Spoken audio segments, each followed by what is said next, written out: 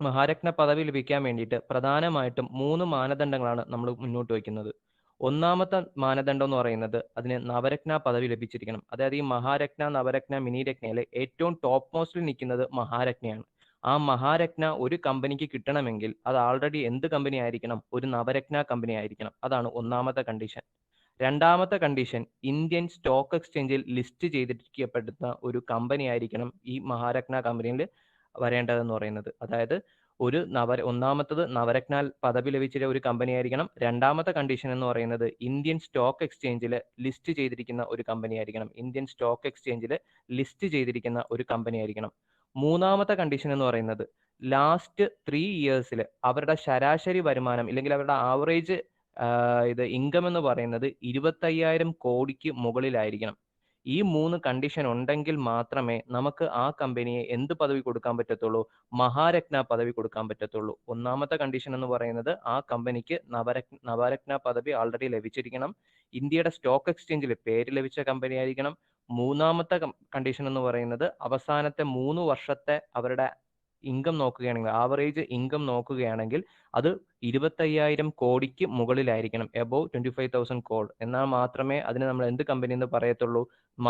Maharatna company എന്ന് നമ്മൾ പറയത്തുള്ളൂ. അപ്പോൾ മഹാരത്ന കമ്പനി ലഭിക്കാനുള്ള പ്രധാനപ്പെട്ട 3 കാര്യങ്ങളാണ് ഞാൻ പറഞ്ഞത്. ഒന്ന്, നവരത്ന പദവി ലഭിച്ച കമ്പനി ആയിരിക്കണം. 2, ഇന്ത്യയുടെ സ്റ്റോക്ക് എക്സ്ചേഞ്ചിൽ ലിസ്റ്റ് ചെയ്തിരിക്കുന്ന കമ്പനി ആയിരിക്കണം. 3 എന്ന് പറയുന്നത് അവരുടെ ആവറേജ് ലാസ്റ്റ് 3 ഇയേഴ്സിലെ ആവറേജ് വരുമാനം എന്ന് പറയുന്നത് 25,000 കോടിക്ക് മുകളിലായിരിക്കണം. ഈ 3 കണ്ടീഷൻ സാറ്റിസ്ഫൈ ചെയ്താൽ നമുക്ക് ആ ഒരു ഇന്ത്യൻ കമ്പനിയെ എന്തെന്ന് വിളിക്കാം? മഹാരത്ന കമ്പനി എന്ന് വിളിക്കാം. നിലവിൽ ഇന്ത്യയിൽ മഹാരത്ന പദവിയുള്ള 11 കമ്പനീസ് ആണ് ഉള്ളത്. നിലവിൽ ഇന്ത്യയിൽ 10 കമ്പനീസാണ് നമ്മുടെ നിലവിൽ മഹാരത്ന പദവിയുള്ളത്. നിലവിൽ നമ്മുടെ ഇന്ത്യയിൽ 10 കമ്പനീസിനാണ് മഹാരത്ന പദവിയുള്ളത്. ഓക്കെ.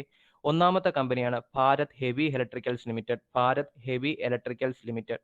ഈ ഭാരത് ഹെവി ഇലക്ട്രിക്കൽ ലിമിറ്റഡ് എവിടെയാണെന്ന് ചോദിച്ചാൽ ഡൽഹിയിലാണ് അതിന്റെ ആസ്ഥാനം. ഭാരത് ഹെവി ഇലക്ട്രിക്കൽസ് ലിമിറ്റഡിന്റെ ആസ്ഥാനം എവിടെയാണെന്ന് ചോദിച്ചാൽ അത് ഡൽഹിയിലാണ്. നമ്മുടെ LGS ലെവലിലെ എക്സാമുകൾക്ക് ചോദിക്കാറുള്ള ഒരു ചോദ്യം എന്ന് പറയുന്നത് ചില പ്രമുഖ കമ്പനികളുടെ പേര് തന്നിട്ട് അതിന്റെ ആസ്ഥാനം എവിടെയാണെന്ന് ചോദിക്കാറുണ്ടായിരുന്നു മുമ്പ്. ചിലപ്പോൾ അത് നമുക്ക് ചോദിക്കുന്നത് അത് ചിലപ്പോൾ ഈ മഹാരത്ന കമ്പനിയുടെ ലിസ്റ്റിൽ നിന്നുള്ള ഏതെങ്കിലും ഒരു കമ്പനി ആയിരിക്കാം. അല്ലെങ്കിൽ നമ്മുടെ കറണ്ട് അഫയേഴ്സോട്ട് റിലേറ്റ് ചെയ്ത് ആ സമയത്ത് നടന്ന എന്തെങ്കിലും ഒരു കാര്യത്തിനെ പുറത്തായിരിക്കും അവർ ചോദിക്കുന്നത്. ഓക്കെ. അപ്പോൾ അതുകൊണ്ട് തന്നെ ഈ മഹാരത്ന കമ്പനീസ് 10 ഉണ്ട്. അത് നിങ്ങൾ ജസ്റ്റ് ഒന്ന് മനസ്സിലാക്കി വെക്കുക. അതിന്റെ കൂടെ തന്നെ അതിന്റെ ആസ്ഥാനങ്ങൾ കൂടെ ഒന്ന് അറിഞ്ഞിരിക്കുക. ആദ്യം ഞാൻ പറഞ്ഞത് ഭാരത് ഹെവി ഇലക്ട്രിക്കൽസ് ലിമിറ്റഡ് ആണ്. Bharat heavy electricals limited. Bharat heavy electricals ലിമിറ്റഡിന്റെ ആസ്ഥാനം എവിടെയാണെന്ന് ചോദിച്ചാൽ ഡൽഹിയിലാണ്. ഡൽഹി. ഭാരത് ഹെവി ഇലക്ട്രിക്കൽസ് ലിമിറ്റഡിന്റെ ആസ്ഥാനം ചോദിക്കുകയാണെങ്കിൽ അത് ഡൽഹിയാണ്. ഡൽഹി. രണ്ടാമത്തെ കമ്പനിയാണ് Bharat petroleum corporation Limited. Bharat petroleum corporation Limited. ഈ ഭാരത് പെട്രോളിയം കോർപ്പറേഷൻ ലിമിറ്റഡിന്റെ ആസ്ഥാനം എവിടെയാണെന്ന് ചോദിച്ചാൽ മുംബൈയിലാണ്. മുംബൈ. ഭാരത് പെട്രോളിയം കോർപ്പറേഷൻ ലിമിറ്റഡിന്റെ ആസ്ഥാനം മുംബൈയിലാണ്. മൂന്നാമത്തെ കമ്പനിയാണ് Coal India Limited. Coal India Limited. അതിന്റെ ആസ്ഥാനം കൊൽക്കത്തയിലാണ്. കോൾ ഇന്ത്യ ലിമിറ്റഡിന്റെ ആസ്ഥാനം കൊൽക്കത്തയിലാണ്. അടുത്ത് GAIL India Limited. GAIL. Gas Authority of India Limited. Gas Authority of India ലിമിറ്റഡിന്റെ ആസ്ഥാനവും ഡൽഹിയിലാണ്. ഗ്യാസ് അതോറിറ്റി ഓഫ് ഇന്ത്യ ലിമിറ്റഡിന്റെ ആസ്ഥാനം ചോദിച്ചാലും ഡൽഹിയാണ്. Hindustan petroleum corporation limited. Hindustan petroleum corporation limited. Hindustan petroleum corporation ലിമിറ്റഡിന്റെ ആസ്ഥാനം മുംബൈ ആണ്. മുംബൈ. ഹിന്ദുസ്ഥാൻ പെട്രോളിയം കോർപ്പറേഷൻ ലിമിറ്റഡിന്റെ ആസ്ഥാനം ചോദിച്ചാലും മുംബൈ ആണ്. അടുത്തത് Indian oil corporation limited. Indian oil corporation limited. Indian oil corporation ലിമിറ്റഡിന്റെ ആസ്ഥാനവും ഡൽഹിയിലാണ്. ഇന്ത്യൻ ഓയിൽ കോർപ്പറേഷന്റെ ആസ്ഥാനം ചോദിച്ചാലും ഡൽഹിയിലാണ്.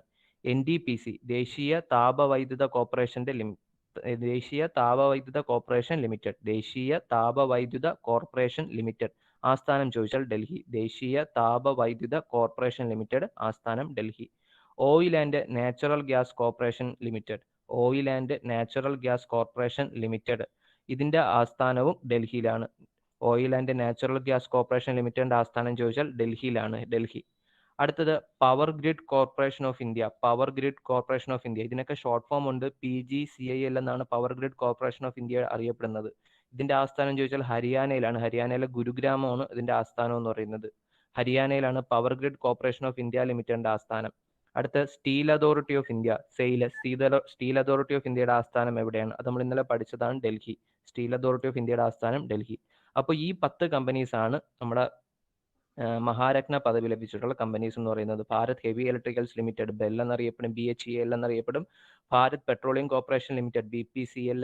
അതുപോലെ കോൾ ഇന്ത്യ ലിമിറ്റഡ് CIL, അതുപോലെ Hindustan petroleum corporation limited HPCL, Indian oil corporation limited, അതുപോലെ NTPC limited, oil and natural gas corporation limited, power grid corporation of India limited, steel authority of India limited.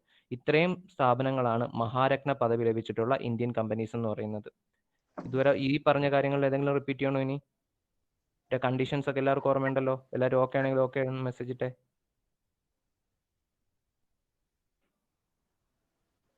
Okay. ഒന്ന്, നവരത്ന പദവി ലഭിച്ച company ആയിരിക്കണം, Indian stock എക്സ്ചേഞ്ചിൽ list ചെയ്ത company ആയിരിക്കണം, അവസാനം 3 വർഷത്തെ ശരാശരി വരുമാനം എന്ന് പറയുന്നത് 25,000 കോടിയിൽ മുകളിലായിരിക്കണം. ഓക്കെ. അടുത്ത ക്ലാസിഫിക്കേഷനിലോട്ട് നമ്മൾ പോവുകയാണ്. അടുത്ത ക്ലാസിഫിക്കേഷൻ നമ്മൾ പറയുന്ന പേരാണ് നവരത്ന പദവി. നവരത്ന പദവി. ഓക്കെ.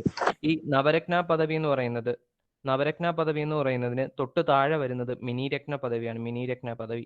ഈ മിനി രത്ന പദവിയെ നമുക്ക് മെയിനായിട്ടും 2 രീതിയിൽ ക്ലാസിഫൈ ചെയ്യാൻ പറ്റും. മിനി രത്ന പദവിയെ 2 രീതിയിൽ നമുക്ക് ക്ലാസിഫൈ ചെയ്യാൻ പറ്റും. ഒന്ന് കാറ്റഗറി 1 എന്നും മറ്റേത് കാറ്റഗറി 2 എന്നും. അതില് നവരത്ന പദവി ലഭിക്കണമെങ്കിൽ ആ കമ്പനി ഈ മിനി രത്ന കമ്പനി കാറ്റഗറി 1 ഉൾപ്പെട്ട കമ്പനി ആയിരിക്കണം. നവരത്ന പദവി ലഭിക്കണമെങ്കിൽ ആ കമ്പനി എന്ന് പറയുന്നത് നമ്മുടെ മിനി രത്ന കമ്പനിയുടെ കാറ്റഗറി 1 ഉൾപ്പെട്ട ഒരു കമ്പനി ആയിരിക്കണം. എന്നാൽ മാത്രമേ അതിന് എന്ത് പദവി ലഭിക്കുകയുള്ളൂ? നവരത്ന പദവി ലഭിക്കത്തേയുള്ളൂ. പിന്നെ അതിന് വേണ്ടത് 4 ബോർഡ് മെമ്പേഴ്സ് എങ്കിലും, അതിന്റെ ബോർഡ് മെമ്പേഴ്സിന്റെ ഇതിൽ 4 മെമ്പേഴ്സ് എങ്കിലും മിനിമം വേണം. ഓക്കെ. 4 ബോർഡ് മെമ്പേഴ്സ് അല്ലെങ്കിൽ 4 ബോർഡ് ഡയറക്ടേഴ്സ്, ഇത്രയും പേരെങ്കിലും വേണം. എന്നാൽ മാത്രമേ അതിന് നവരത്ന പദവിക്ക് വേണ്ടിയിട്ടുള്ള അപേക്ഷ സമർപ്പിക്കാൻ പറ്റുള്ളൂ. ഒന്നാമത്തെ കണ്ടീഷൻ, നവരത്ന കമ്പനിക്ക് നവരത്ന പദവി ലഭിക്കണമെന്നുണ്ടെങ്കിൽ ഒന്ന്, അത് മിനി രത്ന കാറ്റഗറി 1 ഒരു കമ്പനി ആയിരിക്കണം. അതിന് മിനിമം 4 ബോർഡ് ഓഫ് ഡയറക്ടേഴ്സ് വേണം. അതുപോലെ കമ്പനിയുടെ സ്കോർ എന്ന് പറയുന്നത് 60 അല്ലെങ്കിൽ അതിന് മുകളിലായിരിക്കണം. കമ്പനിയുടെ സ്കോർ എന്ന് പറയുന്നത് 60-ന് മുകളിലായിരിക്കണം. കമ്പനിയുടെ സ്കോർ എന്ന് പറയുന്നത് 60-ഓ 60-ന് മുകളിലോ ആയിരിക്കണം. അടുത്ത്, ഇത് എന്നാണ് നമ്മൾ ഈ നവരത്ന പദവി കൊണ്ടുവന്നതെന്ന് ചോദിച്ചാൽ 1997-ലാണ്. ഹലോ, കമ്പനി സ്കോർ എന്താ സാർ? അത് ഓരോ കമ്പനിക്കും അവരുടെ ലാഭവും അവരുടെ പെർഫോമൻസും അവരുടെ ഓരോ കാര്യങ്ങളുടെ ബേസിൽ, അതായത് ആ ഒരു ബേസിൽ തന്നെ നമ്മൾ കൊടുക്കുന്നതാണ് അതിന്റെ ഇതെന്ന് പറയുന്നത്, സ്കോർ എന്ന് പറയുന്നത്. ഇപ്പോൾ നമുക്ക് എല്ലാവരും കേട്ടിട്ടുള്ള ഒരു കാര്യമാണ് സിബിൽ സ്കോർ. നമ്മൾ ലോണൊക്കെ എടുക്കാൻ പോകുമ്പോഴേക്കും നമ്മളുടെ അടുത്ത് ചോദിക്കുന്ന ഒരു കാര്യമാണ് സിബിൽ സ്കോർ എന്ന് പറയുന്നത്. സിബിൽ സ്കോർ, ഈ സിബിൽ സ്കോർ എന്ന് പറയുന്നതും ഇതുപോലെ തന്നെയാണ്. നമ്മുടെ മുമ്പ് എടുത്തിട്ടുള്ള ലോണുകൾ എങ്ങനെയാണ്, അതിൽ നമ്മുടെ ഇത് നമ്മൾ എങ്ങനെയാണ് അതിൽ ഇത് ചെയ്തത് എന്ന് വെച്ചാൽ നമ്മൾ പെൻഡിങ് എന്തെങ്കിലും വരുത്തിയിട്ടുണ്ടോ. ഇപ്പം നമ്മൾ ലോണൊക്കെ എടുക്കാൻ പോകുമ്പോൾ അവർ ആദ്യം നോക്കുന്നത് നമ്മുടെ സിബിൽ സ്കോർ ആണ് നോക്കുന്നത്. സിബിൽ സ്കോർ നോക്കിയതിന് ശേഷം മാത്രമേ നമുക്ക് ലോൺ തരത്തുള്ളൂ. അതുപോലെ തന്നെയാണ് ഓരോ കമ്പനികളുടെ കാര്യം എടുക്കുമ്പോഴും. കമ്പനീസിനും അവരുടെ പെർഫോമൻസ് അനുസരിച്ചിട്ടും അവരുടെ കഴിഞ്ഞ വർഷങ്ങളിലുള്ള അവരുടെ ഓരോ മാനദണ്ഡങ്ങൾ ഉപയോഗിച്ചിട്ട് നമ്മൾ അതിന് സ്കോർ ചെയ്യും. ആ ഒരു സ്കോറിൽ 60-ന് മുകളിലാണെങ്കിലാണ് നമ്മൾ എന്തെന്ന് പറയുന്നത്, അതിന് നവരത്ന പദവി, അല്ലെങ്കിൽ അതിന് അത് വെച്ചിട്ടാണ് നമ്മൾ നവരത്ന പദവിയിലോട്ട് അത് കാൽക്കുലേറ്റ് ചെയ്യുന്നത്. ആ സ്കോർ എന്ന് പറയുന്നത് 60-ഓ 60-ന് മുകളിലോ ആണെങ്കിൽ നമ്മൾ നവരത്ന പദവി അതിന് കൊടുക്കും. ഇനി ഈ നവരത്ന പദവി എന്നാണ് നിലവിൽ വന്നതെന്ന് ചോദിച്ചാൽ 1997 നവരത്ന പദവി എന്നാണ് നിലവിൽ വന്നതെന്ന് ചോദിച്ചാൽ 1997-ലാണ് നവരത്ന പദവി നിലവിൽ വന്നത്. ഓക്കെ. ഓക്കെ. അപ്പൊ ഇത്രയും കാര്യങ്ങളാണ് നവരത്ന പദവിയിൽ ഓർക്കാനുള്ള കാര്യം. നിലവിൽ നവരത്ന പദവി കമ്പനികൾ എത്രയാണെന്ന് ചോദിച്ചാൽ 14 കമ്പനീസ് ആണ് നിലവിൽ നവരത്ന പദവി ലഭിച്ചിട്ടുള്ള കമ്പനീസ് എന്ന് പറയുന്നത് 14 എണ്ണമാണ്. ഇത്രയേ ഉള്ളൂ നവരത്ന കമ്പനിക്കകത്ത്. ഒന്ന്, മിനിമം ഈ ഒരു നവരത്ന പദവിയിൽ വരേണ്ട കണ്ടീഷൻസ് എന്ന് പറയുന്നത് മിനി രത്ന കാറ്റഗറി 1 കമ്പനി ആയിരിക്കണം നവരത്ന കമ്പനിയുടെ ലിസ്റ്റിൽ വേണ്ടി അപേക്ഷിക്കേണ്ടത്. 2, അവർക്ക് 4 ബോർഡ് ഓഫ് ഡയറക്ടേഴ്സ് എങ്കിലും വേണം. അതുപോലെ തന്നെ കമ്പനിയുടെ സ്കോർ 60-ന് മുകളിലായിരിക്കണം. ഇത് എന്നാണ് നിലവിൽ വന്നതെന്ന് ചോദിച്ചാൽ 1997 പിന്നെ ഇതിനകത്ത് എത്ര കമ്പനീസ് ഉണ്ടെന്ന് ചോദിച്ചാൽ 14 കമ്പനീസ് ആണ് നിലവിൽ നമ്മുടെ ഇതിനകത്തുള്ളത്, നവരത്ന കമ്പനിയുടെ ലിസ്റ്റിനകത്തുള്ളത്. ഓക്കെ. ഇത്രയും കാര്യങ്ങളൊക്കെ അല്ലേ? ഇനി അടുത്തതാണ് മിനി രത്ന. ഈ മിനി രത്നയെ നമുക്ക് 2ആയിട്ട് ഡിവൈഡ് ചെയ്യാന്ന് ഞാൻ നേരത്തെ പറഞ്ഞു. ഒന്ന് കാറ്റഗറി 1, 2 കാറ്റഗറി 2. ഇങ്ങനെ നമുക്ക് 2 രീതിയിൽ ഇതിനെ ക്ലാസിഫൈ ചെയ്യാം. ഒന്ന് കാറ്റഗറി 1, 2 കാറ്റഗറി 2. ഇങ്ങനെ 2 രീതിയിൽ നമുക്ക് എന്തിനെ ക്ലാസിഫൈ ചെയ്യാം? മിനി രത്ന കമ്പനീസിനെ ക്ലാസിഫൈ ചെയ്യാം. ഓക്കെ. മിനി രത്ന കമ്പനീസിനെ മെയിനായിട്ടും നമുക്ക് 2ആയിട്ട് ക്ലാസിഫൈ ചെയ്യാന്ന് പറഞ്ഞു. ഒന്നെന്ന് പറയുന്നത് കാറ്റഗറി 1, 2 പറയുന്നത് കാറ്റഗറി 2. ഇങ്ങനെ 2 രീതിയിൽ നമുക്ക് മിനി രത്ന കമ്പനീസിനെ ക്ലാസിഫൈ ചെയ്യാൻ പറ്റും. ഈ കാറ്റഗറി 1 നമ്പർ ഓഫ് അതായത് നമ്മുടെ ഇന്ത്യയിൽ നോക്കുകയാണെങ്കിൽ ഏറ്റവും കൂടുതൽ കമ്പനീസ് വന്നിരിക്കുന്നതും ഈ ഒരു മിനി രത്നയിലാണ്. അതായത് ഏകദേശം ഇന്ത്യയിലെ 74 കമ്പനീസ് വന്നിരിക്കുന്നത് ഈ മിനി രത്ന പദവിയിലാണ്. ഇന്ത്യയിലെ നിലവിലെ 74 കമ്പനീസ് വന്നിരിക്കുന്നത് ഈ മിനി രത്ന എന്നുള്ള കാറ്റഗറിയിലാണ് വന്നിരിക്കുന്നത്. ഇതിൽ കാറ്റഗറി 1ന് വേണ്ട ക്ലാസിഫിക്കേഷൻ ഈ മിനി രത്ന കമ്പനി, ഒരു കാര്യം കൂടെ, മിനി രത്ന കമ്പനി എന്ന പരിപാടി, അതായത് ഇങ്ങനെ നമ്മൾ ഇൻഡസ്ട്രീസിനെ ക്ലാസിഫൈ ചെയ്യാൻ തുടങ്ങിയ വർഷവും 1997ആണ്. അതായത് നവരത്ന പദവിയും മിനി രത്ന പദവിയും നമ്മൾ ഇൻട്രൊഡ്യൂസ് ചെയ്യുന്നത് 1997ലാണ്. നവരത്ന പദവിയും അതുപോലെ തന്നെ മിനി രത്ന, ഈ രണ്ടും നമ്മൾ സ്റ്റാർട്ട് ചെയ്യുന്നത് എന്നാണെന്ന് ചോദിച്ചാൽ 1997ലാണ്. 1997, അത് മറന്നു പോകരുത്. ഓക്കെ, ഇനി നമുക്ക് ഇതിനകത്ത് അറിഞ്ഞിരിക്കേണ്ട കാര്യം എന്ന് പറയുന്നത്, ഓക്കെ, ഈ മിനി രത്ന പദവിയിൽ മെയിനായിട്ടും നമ്മൾ എന്താണ് അവർക്ക് കൊടുക്കുന്ന ഒരു കാര്യം എന്ന് വെച്ചാൽ, അവർക്ക് ഈ പൊതുമേഖലാ സ്ഥാപനങ്ങൾക്ക് അവരുടെ സ്വയമായിട്ട് അവർക്ക് ഒരു ബോർഡ് ഉണ്ടാക്കാനും അതിൽ സ്വയമായിട്ട് കാര്യങ്ങൾ തീരുമാനിക്കാനും ഒക്കെ ഉള്ള അവകാശം ആർക്കുണ്ട്? ഈ മിനി രത്ന കമ്പനീസിനുണ്ട്. അതായത് നമ്മൾ ഈ ഓരോ ക്ലാസിഫിക്കേഷൻ കൊടുക്കുമ്പോൾ മഹാരത്ന കമ്പനീസ് ആകുമ്പോഴും അതുപോലെ തന്നെ നവരത്ന കമ്പനീസ് ആകുമ്പോഴും പിന്നീട് ഈ മിനി രത്ന കമ്പനീസ് ആകുമ്പോഴും ഈ കമ്പനിക്ക് സ്വന്തമായിട്ട് അവരുടെ കാര്യങ്ങൾ തീരുമാനിക്കാനുള്ള ഓരോ അധികാരങ്ങൾ വരികയാണ്. അതായത് ഇപ്പോൾ നിലവിലുള്ള നമ്മുടെ ഇന്ത്യയിലുള്ള ഏതെങ്കിലും ഒരു കമ്പനിക്കാണെങ്കിൽ ഒരിക്കലും അതിനുള്ള അധികാരമില്ല. ഗവൺമെന്റ് ഓൺഡ് ഇൻഡസ്ട്രി ആണെങ്കിൽ അത് വർക്ക് ചെയ്യുന്നത് ഗവൺമെന്റിന്റെ റൂൾസ് ആൻഡ് റെഗുലേഷൻസിലായിരിക്കും. പക്ഷേ എപ്പോഴാണോ ആ കമ്പനിക്ക് ഒരു മഹാരത്ന പദവിയോ അല്ലെങ്കിൽ ഒരു മിനി രത്ന പദവിയോ അല്ലെങ്കിൽ ഒരു നവരത്ന പദവി ലഭിക്കുന്നതോ അതോടുകൂടി അവർക്ക് കാര്യങ്ങൾ സ്വന്തമായിട്ട് തീരുമാനിക്കാനും അവരുടെ ബോർഡ് ഓഫ് ഡയറക്ടേഴ്സിന്റെ ഗ്രൂപ്പിൽ അവർക്ക് ചർച്ച ചെയ്ത് കാര്യങ്ങൾ തീരുമാനിക്കാനുള്ള അധികാരമുണ്ട്. അതിപ്പോൾ ഒരു ഗവൺമെന്റ് ഓർഗനൈസേഷൻ ആണെങ്കിൽ പോലും. ഇതാണ് നമ്മൾ ഇങ്ങനെ ഓരോ കാറ്റഗറി ഒക്കെ കൊടുക്കുന്നതിന്റെ പ്രധാനപ്പെട്ട ഉദ്ദേശം എന്ന് പറയുന്നത്. അതായത് അവർ സ്വയം പര്യാപ്തമായി എന്ന് നമുക്ക് മനസ്സിലാകുമ്പോഴാണ് നമ്മൾ അവർക്ക് ഇങ്ങനെയുള്ള 3 പദവികൾ കൊടുക്കുന്നത്. അതായത് പിന്നീട് അവരതിൽ മാക്സിമം പ്രോഫിറ്റ് ഉണ്ടാക്കാൻ വേണ്ടി എപ്പോഴും ശ്രമിച്ചുകൊണ്ടിരിക്കും. ആ ഒരു കാര്യം തന്നെയാണ് നമ്മുടെ ഈ 3 ക്ലാസിഫിക്കേഷനും പ്രധാനമായിട്ട് അവർ ഉദ്ദേശിക്കുന്നത്. അപ്പോൾ ഈ മിനി രത്ന കമ്പനി ഞാൻ പറഞ്ഞു 2 രീതിയിലുള്ള ക്ലാസിഫിക്കേഷൻ ഉണ്ടെന്ന് പറഞ്ഞു. Mini Ratna category 1ഉം mini Ratna category 2. ഇതിൽ മിനി രത്ന കാറ്റഗറി 1ൽ നമുക്ക് പേര് വരണമെങ്കിൽ എന്ത് ചെയ്യണമെന്ന് വെച്ചാൽ തുടർച്ചയായിട്ട് 3 വർഷമെങ്കിലും ആ കമ്പനി പ്രോഫിറ്റിൽ വർക്ക് ചെയ്യണം. തുടർച്ചയായിട്ടെങ്കിലും 3 വർഷം ആ കമ്പനി പ്രോഫിറ്റിൽ വർക്ക് ചെയ്യണം. തുടർച്ചയായിട്ട് 3 വർഷമെങ്കിലും ആ കമ്പനി പ്രോഫിറ്റ് ഉണ്ടായിരിക്കണം, ലാഭത്തിൽ പ്രവർത്തിക്കുന്ന കമ്പനി ആയിരിക്കണം. രണ്ടാമത്തേതെന്ന് പറയുന്നത്, ഇതിൽ ഏതെങ്കിലും ഒരു വർഷത്തിൽ ഈ ലാഭത്തിൽ വർക്ക് ചെയ്തതിൽ ഏതെങ്കിലും ഒരു വർഷത്തിലെങ്കിലും അത് 30 കോടിയിൽ കൂടുതൽ ലാഭം ഉണ്ടാക്കിയിരിക്കണം. 30 കോടിയിൽ കൂടുതൽ ലാഭം ഉണ്ടായിരിക്കണം. ഈ 2 കണ്ടീഷനും സാറ്റിസ്ഫൈ ചെയ്താൽ നമ്മൾ അതിന് കൊടുക്കുന്ന സർട്ടിഫിക്കേഷനാണ് കാറ്റഗറി 1 മിനി രത്ന കമ്പനീസ്. നമ്മൾ നേരത്തെ പറഞ്ഞു മിനി രത്നയിൽ 74 കമ്പനീസ് നിലവിലുണ്ടെന്ന് പറഞ്ഞു. ഇതിൽ 62 കമ്പനി എന്ന് പറയുന്നതും ഏത് കമ്പനിയാണെന്ന് ചോദിച്ചാൽ മിനി രത്ന കാറ്റഗറി 1 കമ്പനിയാണ്. മിനി രത്ന കാറ്റഗറി 1 കമ്പനിയാണ്. അപ്പോൾ ഒന്നുകൂടെ ഞാൻ പറയാം, മിനി രത്ന കാറ്റഗറി 1 കമ്പനിയുടെ കണ്ടീഷൻ എന്തെന്ന് വെച്ചാൽ തുടർച്ചയായിട്ട് 3 വർഷമെങ്കിലും അത് പ്രോഫിറ്റ് ഉണ്ടാക്കിയിരിക്കണം.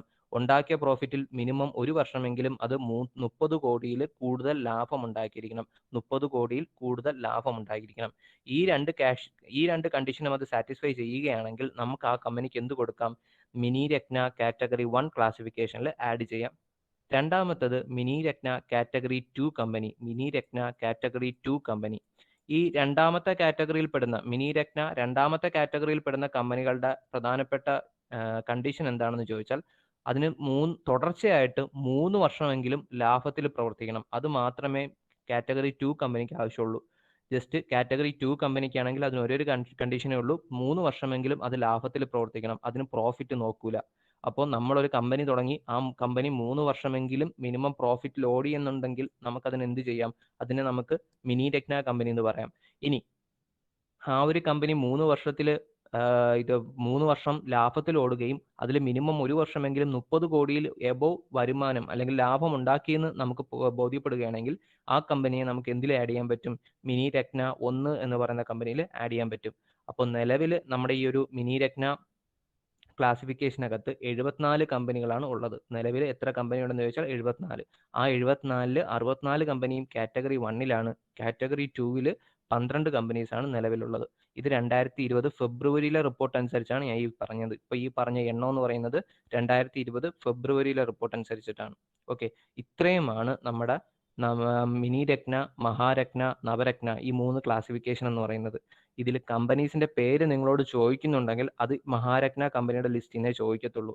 ബാക്കി രണ്ടിന്റെയും കണ്ടീഷൻസ്, കാരണം നമ്മുടെ ഇപ്പോഴത്തെ സിലബസ് അനുസരിച്ചാണ് ഇൻഡസ്ട്രി എന്ന് പറയുന്ന ഒരു ടോപ്പിക്ക് പറഞ്ഞിരിക്കുന്നത്.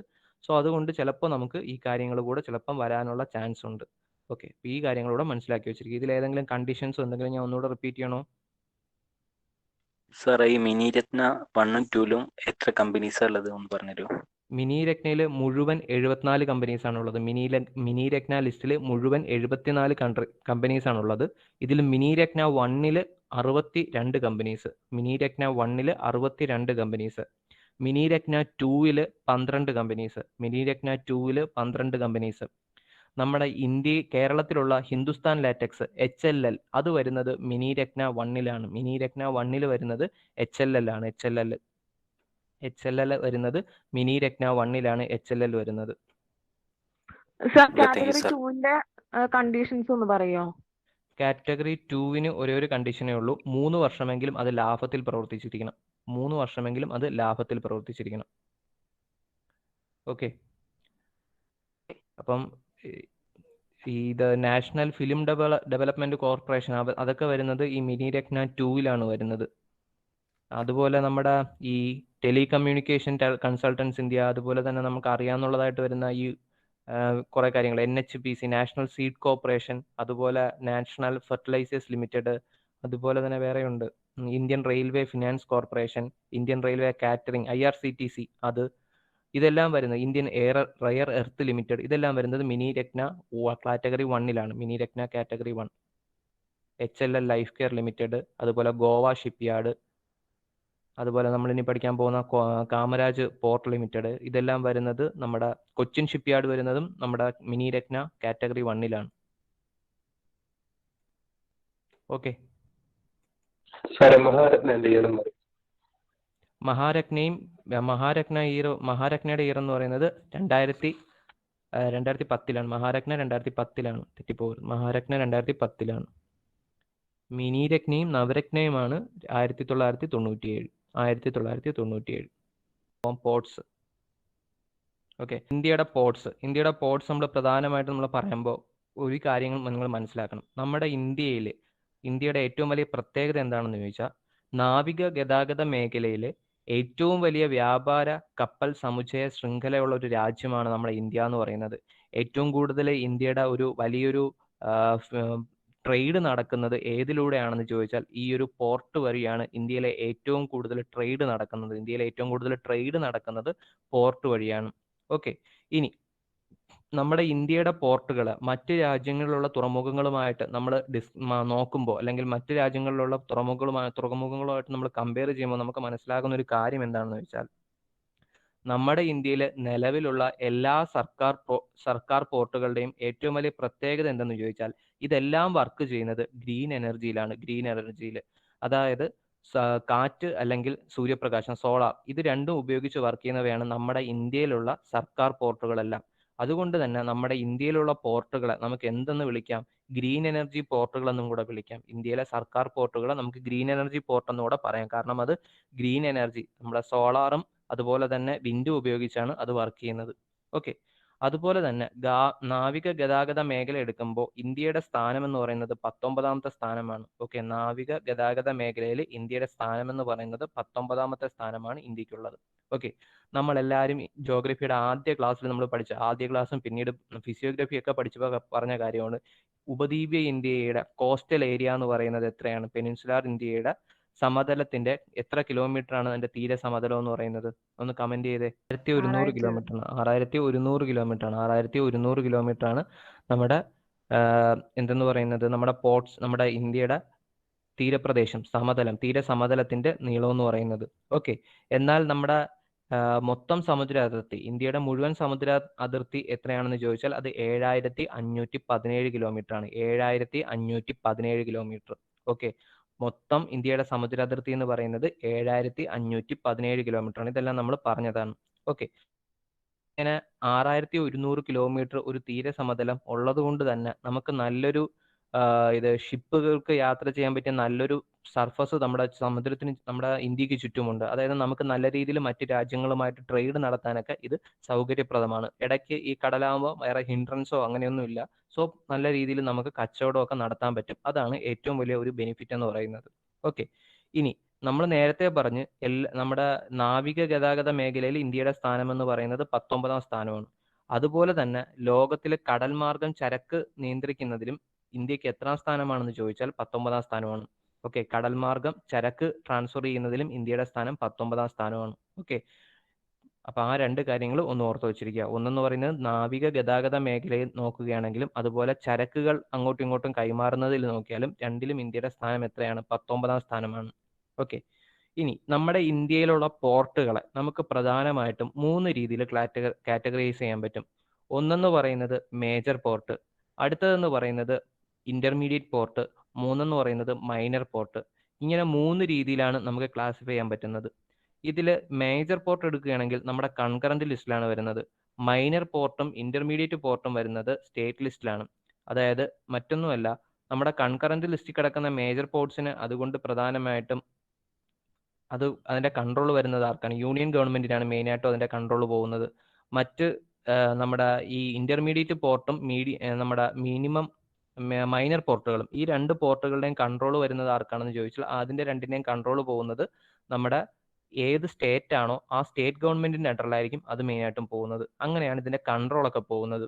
ഓക്കെ, പിന്നെ ഇന്ത്യക്ക് പ്രധാനമായിട്ടും എത്ര തുറമുഖങ്ങൾ ഉണ്ടെന്ന് ചോദിച്ചാൽ ഇന്ത്യക്ക് പ്രധാനമായിട്ടും മേജർ തുറമുഖങ്ങൾ 13 എണ്ണം ഉണ്ട്. ഇന്ത്യക്ക് എത്ര തുറമുഖങ്ങൾ ഉണ്ടെന്ന് ചോദിച്ചാൽ മേജർ തുറമുഖം 13 ആണ് ഇന്ത്യക്കുള്ള മേജർ തുറമുഖങ്ങളുടെ എണ്ണം എന്ന് പറയുന്നത്. അതുപോലെ തന്നെ നമ്മൾ ഇതിനകത്ത് ഓർത്തിരിക്കേണ്ട ഒരു കാര്യം എന്താണെന്ന് ചോദിച്ചാൽ നമുക്ക് കുറച്ച്, അതായത് ഈ പോർട്ടുകളൊക്കെ നിയന്ത്രിക്കാൻ വേണ്ടി എന്തെങ്കിലുമൊക്കെ നിയന്ത്രണങ്ങൾ വേണം. നമ്മൾ എന്ത് കാര്യം പഠിച്ചാലും, നമ്മൾ ഇന്ത്യയുടെ ഒരു കാര്യം എന്ത് പഠിച്ചാലും അതുമായി ബന്ധപ്പെട്ട് ഒരു നിയമം കാണും. അങ്ങനെ ഇന്ത്യയുടെ ഇന്ത്യൻ പോർട്സ് ആക്ട് എന്നാണ് നിലവിൽ വന്നതെന്ന് ചോദിച്ചാൽ 1908 ഇന്ത്യൻ പോർട്സ് ആക്ട് നിലവിൽ വന്ന എന്നാണെന്ന് ചോദിച്ചാൽ 1908 ഇന്ത്യൻ പോർട്സ് ആക്ട് നിലവിൽ വരുന്നത്. ഓക്കെ, ഇന്ത്യൻ പോർട്സ് ആക്ട് എന്നാണ് നിലവിൽ വരുന്നതെന്ന് ചോദിച്ചാൽ 1908 വരുന്നത്.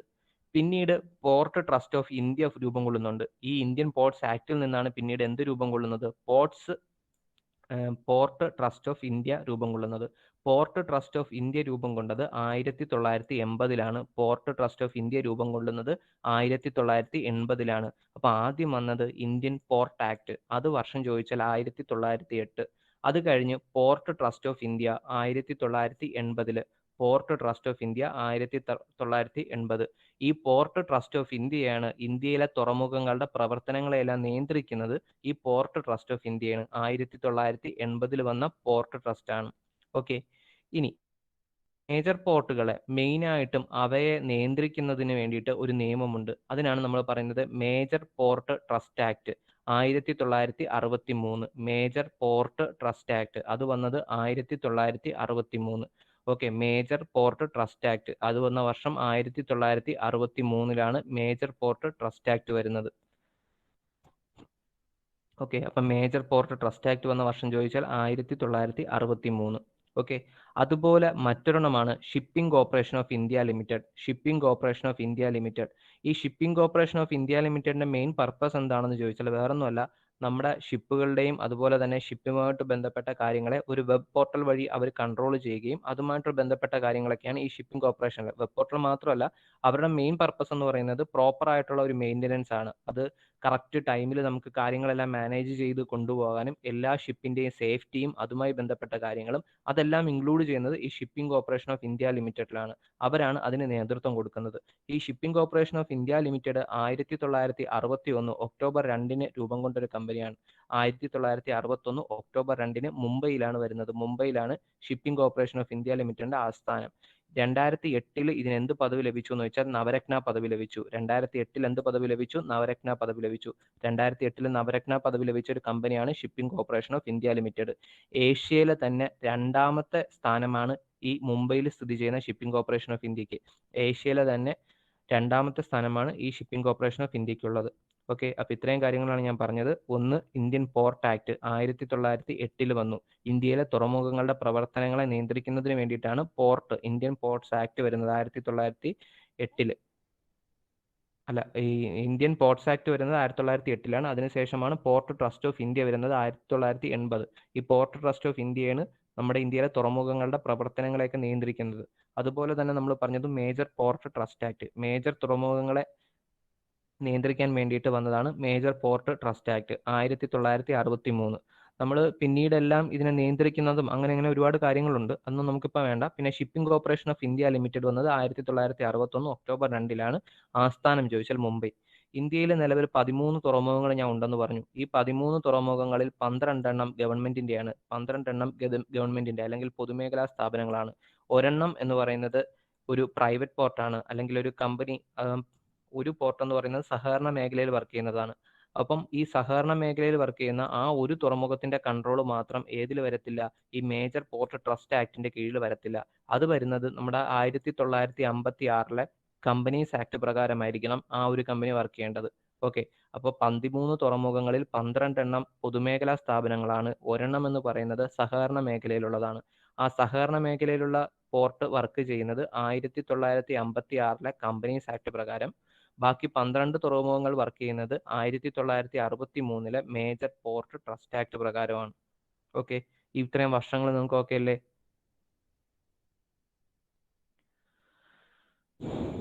ഓക്കെ, അപ്പം ഞാൻ ഒന്നുകൂടെ പറയാം, ഞാൻ ഇത്രേ പറഞ്ഞോളൂ. അതായത് ഇന്ത്യയിലെ നാവിക ഗതാഗത മേഖലയിലെ ഏറ്റവും വലിയ വ്യാപാര കപ്പൽ സമുച്ചയമുള്ള രാജ്യം ചോദിച്ചാൽ അത് നമ്മുടെ ഇന്ത്യയാണ്. എല്ലാ സർക്കാർ തുറമുഖങ്ങളും ഗ്രീൻ എനർജിയിലാണ് വർക്ക് ചെയ്യുന്നത്. നാവിക ഗതാഗത മേഖലയിൽ ഇന്ത്യയുടെ സ്ഥാനം ചോദിച്ചാൽ 19. അതുപോലെ ലോകത്തിൽ കപ്പൽ മാർഗം ചരക്ക് ഗതാഗതം നടത്തുന്നതിലും ഇന്ത്യയുടെ സ്ഥാനം എത്രയാണ്? 19. ഓക്കെ, പിന്നെ നമ്മൾ പറഞ്ഞത് മേജർ തുറമുഖങ്ങളുടെ ഭരണം നിർവഹിക്കുന്നത് കേന്ദ്ര തുറമുഖ വകുപ്പാണ്. എന്നാൽ മൈനർ തുറമുഖങ്ങളുടെ അതുപോലെ ഇന്റർമീഡിയറ്റ് തുറമുഖങ്ങളുടെയും ഭരണം നിർവഹിക്കുന്നത് അതത് സംസ്ഥാന സർക്കാരുകളായിരിക്കും. അതുപോലെ ഇന്ത്യക്ക് പ്രധാനമായിട്ടും 13 മേജർ തുറമുഖങ്ങൾ ഉണ്ടെന്ന് ഞാൻ പറഞ്ഞു. അതിൽ 12 തുറമുഖങ്ങൾ പൊതുമേഖലാ സ്ഥാപനങ്ങളും, ഒരെണ്ണം എന്ന് പറയുന്നത് കമ്പനീസ് ആക്ട് 1950 വർക്ക് ചെയ്യുന്ന കമ്പനീസ് ആക്ടിൽ വർക്ക് ചെയ്യുന്ന ഒരെണ്ണമാണ്. 1956 കമ്പനീസ് ആക്ടിൽ വർക്ക് ചെയ്യുന്നതാണ് ഒരു പോർട്ട് എന്ന് പറയുന്നതെന്ന് പറഞ്ഞു. ഓക്കെ, അല്ലെങ്കിൽ സഹകരണ മേഖലയിലാണ് ഒരു പോർട്ട് എന്ന് പറഞ്ഞു. സാർ, ആ 3 ടൈപ്പ് തുറമുഖങ്ങൾ ഏതൊക്കെയാണ്? മേജർ പോർട്ടും മൈനർ പോർട്ടും ഇന്റർമീഡിയറ്റ് പോർട്ടും. Okay, thanks sir. Okay okay അത് കഴിഞ്ഞ് നമ്മൾ പറഞ്ഞത് ഇന്ത്യയുടെ port act. Indian port act 1908 ആ നിയമം നിലവിൽ വരുന്നത്. അതിനുശേഷം port trust of India 1980. 1980 port trust of India വരുന്നുണ്ട്. ഇന്ത്യയുടെ തുറമുഖങ്ങളുടെയും പ്രവർത്തനങ്ങളും അതെല്ലാം നിയന്ത്രിക്കുന്നത് ആരാണ്? 1980 വന്ന പോർട്ട് ട്രസ്റ്റ് ഓഫ് ഇന്ത്യയാണ്. ഓക്കെ, അതുപോലെ നമ്മൾ പറഞ്ഞതാണ് shipping corporation of India.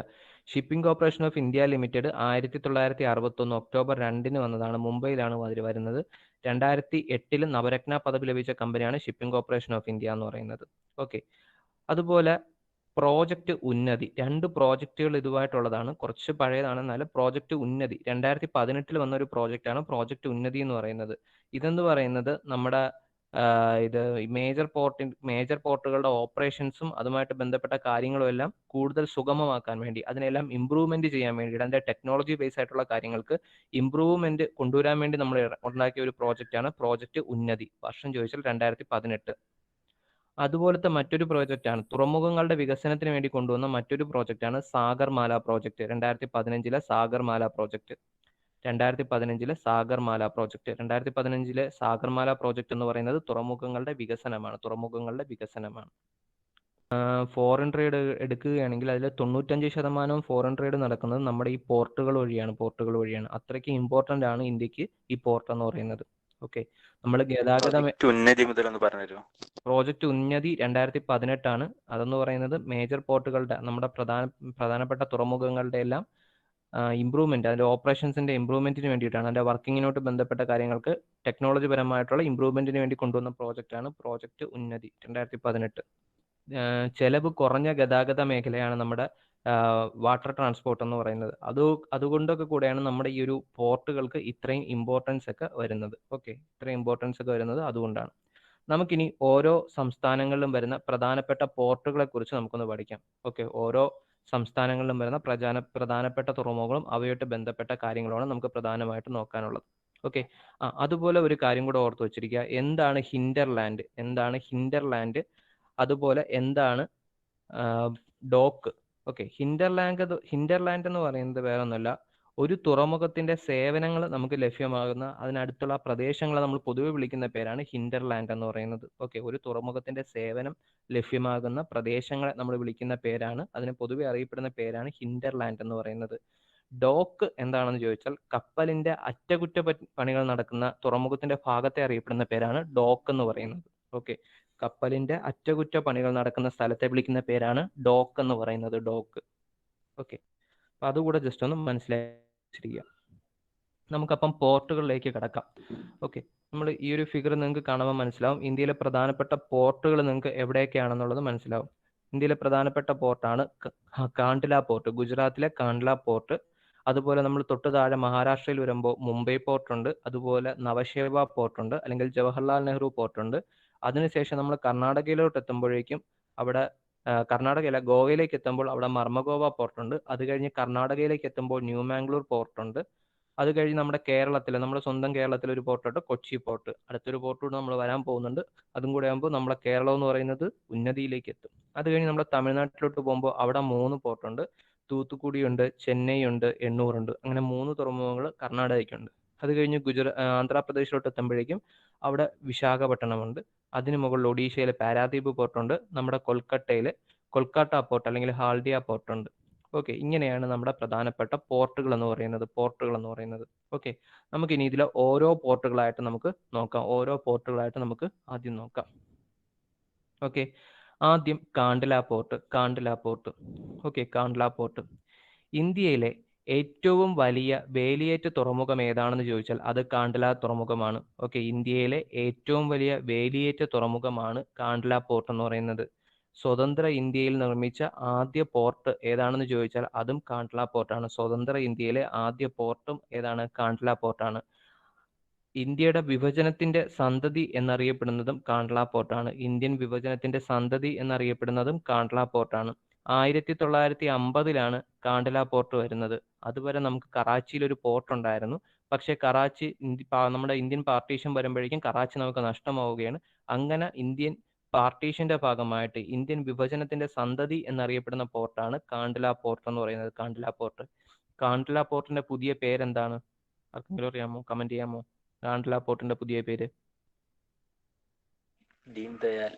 Deen Dayal port. Kandla പോർട്ടിന്റെ പുതിയ പേര് ചോദിച്ചാൽ ദീൻ ദയാൽ പോർട്ട്. അപ്പോൾ ഒന്നുകൂടെ ഞാൻ പറഞ്ഞ പോയിന്റ്സ് ഒന്നുകൂടെ പറയാം. കറാച്ചി പോർട്ടിന്റെ കുറവ് നികത്താൻ വേണ്ടി വന്ന പോർട്ടാണ് കാണ്ട്ല പോർട്ട്. അതുകൊണ്ട് തന്നെ നമ്മൾ അതിനെ വിളിക്കുന്ന പേരാണ് ഇന്ത്യൻ വിഭജനത്തിന്റെ സന്തതി, ചൈൽഡ് ഓഫ് ഇന്ത്യാസ് പാർട്ടീഷൻ എന്ന് നമ്മൾ അറിയപ്പെടും. അതുപോലെ ഇന്ത്യയിലെ സ്വാതന്ത്ര്യത്തിന് ശേഷം ഡെവലപ്പായ ആദ്യ തുറമുഖം 1950 വരുന്നത്. അതുപോലെ ഇന്ത്യയിലെ ഏറ്റവും വലിയ വേലിയേറ്റ തുറമുഖമാണ് കാണ്ട്ല തുറമുഖം എന്ന് പറയുന്നത്. ഓക്കെ, അതുപോലെ തന്നെ ഇന്ത്യയിൽ ആദ്യമായിട്ട് സ്വതന്ത്ര വ്യാപാര മേഖല വരുന്നത്. ഞാൻ കഴിഞ്ഞ ക്ലാസ്സിൽ നമ്മുടെ ഇന്ത്യൻ ഇൻഡസ്ട്രിയുടെ ആദ്യത്തെ ക്ലാസ്സിൽ ഞാൻ സ്പെഷ്യൽ എക്കണോമിക് സോണിനെ കുറിച്ച്, പ്രത്യേക സാമ്പത്തിക മേഖലയെ കുറിച്ച് നിങ്ങൾക്ക് പറഞ്ഞു. അപ്പോൾ അതിൽ നമ്മൾ പറഞ്ഞ കാര്യമാണ് സെസ്സിൽ നമ്മൾ പറഞ്ഞ കാര്യമാണ് ഈ കാണ്ട്ല എന്ന് പറയുന്നത്. സ്വതന്ത്ര വ്യാപാര മേഖല ആദ്യത്തെ പ്രത്യേക സാമ്പത്തിക മേഖലയായിട്ട് നമ്മൾ പ്രഖ്യാപിക്കുന്നത് ഏതിനെയാണ്? കാണ്ട്ല. വർഷം ഓർമ്മയുണ്ടോ ആർക്കെങ്കിലും? ഞാൻ അന്ന് വർഷം പറഞ്ഞതാ. ഇന്ത്യയിലെ ആദ്യത്തെ പ്രത്യേക സാമ്പത്തിക മേഖലയായിട്ട് കാണ്ട്ല വന്ന വർഷം 1965. ഓക്കെ, അപ്പൊ ഇത്രയും കാര്യങ്ങൾ ഓർത്തു വെച്ചിരിക്കുക. ഒന്നുകൂടെ പറയാം, കാണ്ട്ല തുറമുഖത്തിൽ നമ്മൾ പറഞ്ഞത് ഇത്രയേ ഉള്ളൂ. ഇന്ത്യയിലെ ആദ്യത്തെ, സ്വാതന്ത്ര്യത്തിന് ശേഷം രൂപം കൊണ്ട ആദ്യ തുറമുഖം, ഇന്ത്യൻ വിഭജനത്തിന്റെ സന്തതി എന്നറിയപ്പെടുന്നു. ഓക്കെ, അതുപോലെ തന്നെ കറാച്ചി പോർട്ടിന്റെ കുറവ് നികത്താൻ വേണ്ടി വന്ന പോർട്ടാണ്. പുതിയ പേരെന്ന് പറയുന്നത് ദീൻദയാൽ പോർട്ടാണ്. സ്വതന്ത്ര വ്യാപാര മേഖല, അല്ലെങ്കിൽ ഇന്ത്യയിലെ ആദ്യത്തെ പ്രത്യേക സാമ്പത്തിക മേഖലയിൽ വരുന്ന സ്ഥലമാണ് കാണ്ട്ല എന്ന് പറയുന്നത്. വർഷം 1965. ഓക്കെ, അതുപോലെ തന്നെ നമ്മുടെ കാണ്ട്ല പോർട്ടിന്റെ മറ്റൊരു പ്രത്യേകത എന്താണെന്ന് വെച്ചാൽ ഇവിടെ മെയിൻ ആയിട്ടും എന്തൊക്കെയാണ് കയറ്റുമതിയും ഇറക്കുമതിയും, അല്ലെങ്കിൽ കയറ്റുമതിയിലും എന്താണ് പ്രധാനപ്പെട്ട വസ്തുക്കൾ എന്നൊക്കെ ചോദിച്ചാൽ, ഒന്ന് ക്രൂഡ് ഓയിൽ, അതുപോലെ പെട്രോളും, അതുപോലെ വളവും ധാന്യങ്ങളും, പരുത്തി, സിമന്റ്, ഇവയൊക്കെ കയറ്റുമതിയും ഇറക്കുമതിയും ചെയ്യുന്ന പോർട്ടാണ് നമ്മുടെ കാണ്ട്ല പോർട്ട് എന്ന് പറയുന്നത്. ഓക്കെ, അവിടെ ഒരു സാധനം മാത്രമാണ് സ്പെഷ്യൽ എന്ന് നമുക്ക് പറയാൻ പറ്റത്തില്ല. ക്രൂഡ് ഓയിൽ ഉണ്ട്, പെട്രോൾ ഉണ്ട്, വളമുണ്ട്, ധാന്യങ്ങളുണ്ട്, പരുത്തിയുണ്ട്, സിമന്റ് ഉണ്ട്. ഇവയൊക്കെ കയറ്റുമതിയും ഇറക്കുമതിയും ചെയ്യുന്ന ഒരു പോർട്ടാണ് കാണ്ട്ല പോർട്ട് എന്ന് പറയുന്നത്. ഓക്കെ, നിങ്ങൾ ഈ ഫിഗർ കാണുമ്പോൾ നിങ്ങൾക്ക് മനസ്സിലാവും. ഇതിനെ നമ്മൾ ഈ ഒരു സൈഡിനെ അറബിക്കടലിന്റെ വശത്ത് നിൽക്കുന്ന തീരത്തെ നമ്മൾ വിളിക്കുന്ന പേരാണ് പശ്ചിമ തീരം എന്ന് നമ്മൾ പഠിച്ചിട്ടുണ്ട്. പശ്ചിമ തീരത്ത് സ്ഥിതി ചെയ്യുന്നതിൽ ഏറ്റവും വടക്ക്, ഇന്ത്യയുടെ ഏറ്റവും വടക്കേറ്റത്ത് സ്ഥിതി ചെയ്യുന്ന, നമ്മൾ പറയുമ്പോൾ ഇത് നോക്കുമ്പോഴേക്കും നിങ്ങൾക്ക് മനസ്സിലാവും. പശ്ചിമ തീരത്തിൽ ഏറ്റവും വടക്കേറ്റത്ത് സ്ഥിതി ചെയ്യുന്ന തുറമുഖമാണ് ഏത് തുറമുഖം എന്ന് പറയുന്നത്? കാണ്ഡല തുറമുഖം എന്ന് പറയുന്നത്. പശ്ചിമ തീരത്തിലെ വടക്കേറ്റത്ത് സ്ഥിതി ചെയ്യുന്ന തുറമുഖമാണ് കാണ്ഡല തുറമുഖം എന്ന് പറയുന്നത്. ഓക്കെ, അത് മനസ്സിലായല്ലോ. ഇത്രയാണ് കാണ്ഡല പോർട്ടിൽ നമുക്ക് പഠിക്കേണ്ട കാര്യം എന്ന് പറയുന്നത്. ഇത്രയാണ് കാണ്ഡല പോർട്ടിൽ നമ്മൾ അറിഞ്ഞിരിക്കേണ്ട അല്ലെങ്കിൽ ഓർത്തിരിക്കേണ്ട പോയിന്റ്സ് ഇതിൽ നിന്ന്. ഒന്നുകൂടെ റിപ്പീറ്റ് ചെയ്യണോ ആർക്കെങ്കിലും? സാർ ഒന്നും കൂടെ ഒന്ന് പറയോ? Okay, Kandla port. എല്ലാം ഒറ്റ പറ. കാണ്ഡല പോർട്ട് എവിടെയാണെന്ന് ചോദിച്ചാൽ ഗുജറാത്തിലാണ്. കാണ്ഡല പോർട്ട് എവിടെയാണ്? ഗുജറാത്തിലാണ്. ഓക്കെ, നമ്മുടെ കറാച്ചി തുറമുഖത്തിന്റെ കുറവ് നികത്താൻ വേണ്ടിയിട്ട് രൂപം കൊണ്ട പോർട്ടാണ് ഈ കാണ്ഡല പോർട്ട് എന്ന് പറയുന്നത്. വന്ന വർഷം 1950 ഇന്ത്യൻ വിഭജനത്തിന്റെ സന്തതി എന്നറിയപ്പെടുന്ന തുറമുഖമാണ് കാണ്ഡല പോർട്ട്. ഓക്കെ, അതിന്റെ പുതിയ പേര് എന്താണെന്ന് ചോദിച്ചാൽ Deen Dayal port. Deen Dayal port, Deen Dayal port. സ്വതന്ത്ര വ്യാപാര മേഖല, അതുപോലെ തന്നെ 1950 ആണോ 1980 എന്നാണോ പറഞ്ഞേ? 1950 അല്ലേ? ശരി ശരി ശരി, താങ്ക്സ്. ഓക്കെ, അതുപോലെ കാണ്ഡല പോർട്ടിലെ ഒരു പ്രധാനപ്പെട്ട കാര്യം, ആദ്യത്തെ പ്രത്യേക സാമ്പത്തിക മേഖലയിൽ സ്പെഷ്യൽ എക്കണോമിക് സോണിലുള്ള തുറമുഖമാണ് കാണ്ഡല പോർട്ട് എന്ന് പറഞ്ഞു. 1965 വന്നതെന്ന് പറഞ്ഞു. അതുപോലെ ഇന്ത്യയിലെ ഏറ്റവും വലിയ വേലിയേറ്റ തുറമുഖം കൂടെയാണ് ഏത് തുറമുഖം? കാണ്ഡല തുറമുഖം എന്ന് പറയുന്നത്. അതുപോലെ തന്നെ പ്രധാനമായിട്ടും ഇവിടെ കയറ്റുമതി ഇറക്കുമതി ചെയ്യുന്നത് എന്താണെന്ന് ചോദിച്ചാൽ ക്രൂഡ് ഓയിൽ, പെട്രോള്, വളം, അതുപോലെ ധാന്യങ്ങൾ, അതുപോലെ പരുത്തി, സിമന്റ്, ഇവയൊക്കെ പ്രധാനമായിട്ടും കയറ്റുമതിയും ഇറക്കുമതിയും ചെയ്യുന്ന ഒരു പോർട്ടാണ് ഏത് തുറമുഖം എന്ന് പറയുന്നത്? കാണ്ഡല തുറമുഖം എന്ന് പറയുന്നത്. കാണ്ഡല തുറമുഖം. ഓക്കെ അല്ലേ? നമുക്ക് അടുത്തതിലോട്ട് പോവാം. അടുത്തതാണ് മുംബൈ പോർട്ട്. ഓക്കെ, ശരത്തെ, സ്പെഷ്യൽ എക്കണോമിക് സോൺ എന്താണെന്ന് ഞാൻ പറഞ്ഞതല്ലേ ശരത്തെ? സ്പെഷ്യൽ എക്കണോമിക് സോൺ എന്താണെന്ന് നമ്മൾ പഠിച്ചു. സ്പെഷ്യൽ എക്കണോമിക് സോണിൽ ഏതൊക്കെ സ്ഥലങ്ങൾ വരുമെന്നും നമ്മൾ പഠിച്ചതാണ്. ഓക്കെ, അടുത്ത് Mumbai port. Special economic zone എന്ന് പറയുന്നത് പ്രത്യേക സാമ്പത്തിക മേഖല, അതായത് കയറ്റുമതിയെ പ്രോത്സാഹിപ്പിക്കാൻ വേണ്ടിയിട്ട് ഒരു പ്രത്യേകമായി രൂപം കൊണ്ടിരിക്കുന്നതാണ് സ്പെഷ്യൽ എക്കണോമിക് സോൺ എന്ന് പറയുന്നത്. ഓക്കെ, ആ സ്പെഷ്യൽ എക്കണോമിക് സോണിനകത്ത് ടാക്സസും മറ്റുമൊക്കെ കുറവായിരിക്കും. ഒരുപാട് നികുതികൾക്കെല്ലാം ഒരുപാട് ഇളവുകളും ഒരുപാട് ബാക്കിയുള്ള സ്ഥലങ്ങളിൽ നിന്നും ഡിഫറെൻ്റ് ആയിട്ടുള്ള രീതിയിലായിരിക്കും അവിടുത്തെ കാര്യങ്ങളെല്ലാം. അതാണ് സ്പെഷ്യൽ എക്കണോമിക് സോൺ എന്ന് പറയുന്നത്. അത് വ്യക്തമായിട്ട് നമ്മൾ ഇന്ത്യൻ ഇൻഡസ്ട്രിയുടെ 1ാമത്തെ ക്ലാസ്സിൽ പറഞ്ഞതാണ്. ഓക്കെ, അത് റെഫർ ചെയ്താൽ മതി. ഓക്കെ, അടുത്ത മുംബൈ പോർട്ട്. മുംബൈ പോർട്ട് ഏത് സംസ്ഥാനത്തിലാണെന്ന് ചോദിച്ചാൽ മഹാരാഷ്ട്രയിലാണ്. മുംബൈ പോർട്ട് എവിടെയാണെന്ന് ചോദിച്ചാൽ മഹാരാഷ്ട്രയിലാണ് മുംബൈ പോർട്ട് ഉള്ളത്. ഓക്കെ, മുംബൈ പോർട്ടിന്റെ പ്രത്യേകത എന്താണെന്ന് ചോദിച്ചാൽ 3 പ്രത്യേകതകളുണ്ട്. ഒന്നെന്ന് പറയുന്നത് ഇന്ത്യയിലെ ഏറ്റവും വലിയ തുറമുഖം. ഓക്കെ, അതുപോലെ ഇന്ത്യയിലെ ഏറ്റവും തിരക്കേറിയ തുറമുഖം. ഇന്ത്യയിലെ ഏറ്റവും വലിയ പ്രകൃതിദത്ത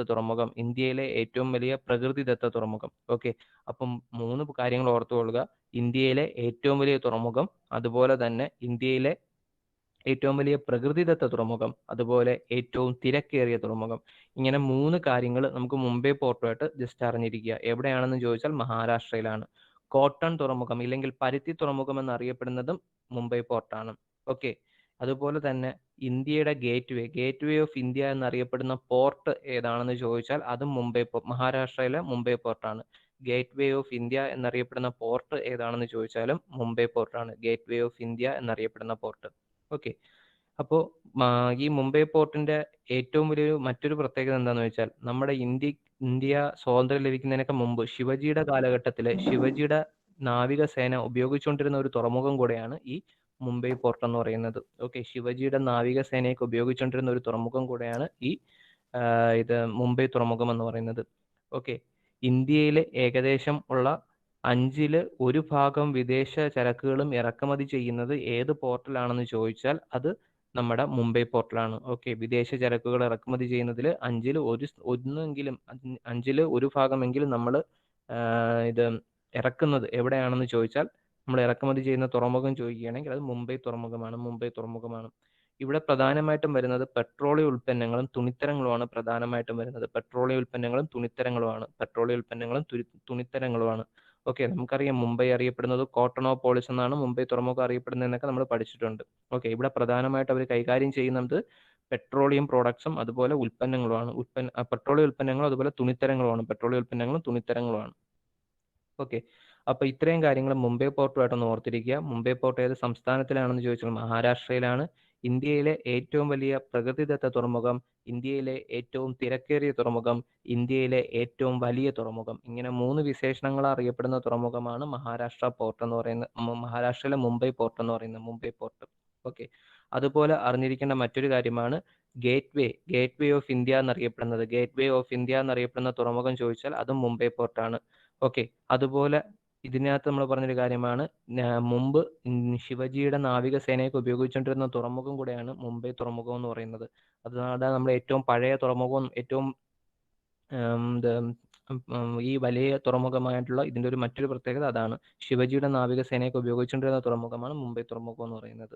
ഓക്കെ, അതുപോലെ തന്നെ വിദേശ കാര്യങ്ങളിൽ ഏറ്റവും കൂടുതൽ ഒരു വലിയൊരു ഭാഗം ഇന്ത്യയിൽ മൊത്തം ഇറങ്ങുന്നതിൽ ഒരു വലിയൊരു ഭാഗമെങ്കിലും ഇറങ്ങുന്നത് ഏത് പോർട്ടിലാണെന്ന് ചോദിച്ചാൽ അത് മുംബൈ പോർട്ടിലാണ്. മുംബൈ പോർട്ടിലാണ് പ്രധാനമായിട്ടും ഇവിടെ കൈകാര്യം ചെയ്യുന്നത് എന്ന് പറയുന്നത് പെട്രോളിയം ഉൽപ്പന്നങ്ങളും തുണിത്തരങ്ങളുമാണ്. പെട്രോളിയം ഉൽപ്പന്നങ്ങളും തുണിത്തരങ്ങളും. ഓക്കെ ആണേ, മുംബൈ തുറമുഖം ഒക്കെ അല്ലേ എല്ലാവർക്കും? ഇയർ ഉണ്ടോ സർ? ഇല്ല, ഇയർ ഇല്ല. ഓക്കെ, ഈ പോർട്ടുകളുടെയൊക്കെ ഇയർ ചോദിക്കാനുള്ള സാധ്യത വളരെ കുറവാണ്. ഓക്കെ, അടുത്ത തുറമുഖമാണ് അതുപോലെ മുംബൈ പോർട്ടിനകത്ത് ഒരു കാര്യം കൂടെ ഒന്ന് ഓർത്ത് വെച്ചിരിക്കുക. മുംബൈ പോർട്ടിനകത്ത് മെയിനായിട്ടും, അതായത് നമ്മുടെ ഈ ഒരു പോർട്ടിനകത്ത് നമ്മൾ നേരത്തെ പറഞ്ഞു ഡോക്കുകൾ എന്നൊരു കാര്യം ഞാൻ നേരത്തെ പറഞ്ഞു. അതായത് വേറെ ഒന്നുമല്ല, നമ്മുടെ ഷിപ്പുകളുടെ കൺസ്ട്രക്ഷനൊക്കെ ആയിട്ട് ബന്ധപ്പെട്ട് അവയുടെ പണികളുമായിട്ട് ബന്ധപ്പെട്ടതാണ് നമ്മൾ ഡോക്കുകൾ എന്ന് പറഞ്ഞു. ഓക്കെ, അപ്പോൾ നമ്മുടെ മുംബൈയിലുള്ള ഒരു ഡോക്കാണ് മസഗോൺ ഡോക്ക്. മസഗോൺ ഡോക്ക് മുംബൈയിലുള്ള ഒരു കപ്പൽ നിർമ്മാണശാലയുടെ പേരാണ് മസഗോൺ ഡോക്ക്. അവിടെ വേറെയും ചെറിയ ചെറിയ ഡോക്കുകളുണ്ട്, ഇന്ദിരാ പ്രിൻസ്, അതുപോലെ വിക്ടോറിയ ഡോക്ക്, അങ്ങനെയൊക്കെ ഡോക്കുകളുണ്ട്. ഏറ്റവും വലിയ നമുക്കറിയാം, എല്ലാവരും കേട്ടിട്ടുള്ള, ഏറ്റവും വലുതല്ല, എല്ലാവർക്കും അറിയാവുന്ന ഒരു ഡോക്കാണ് മസഗോൺ ഡോക്ക് മുംബൈ.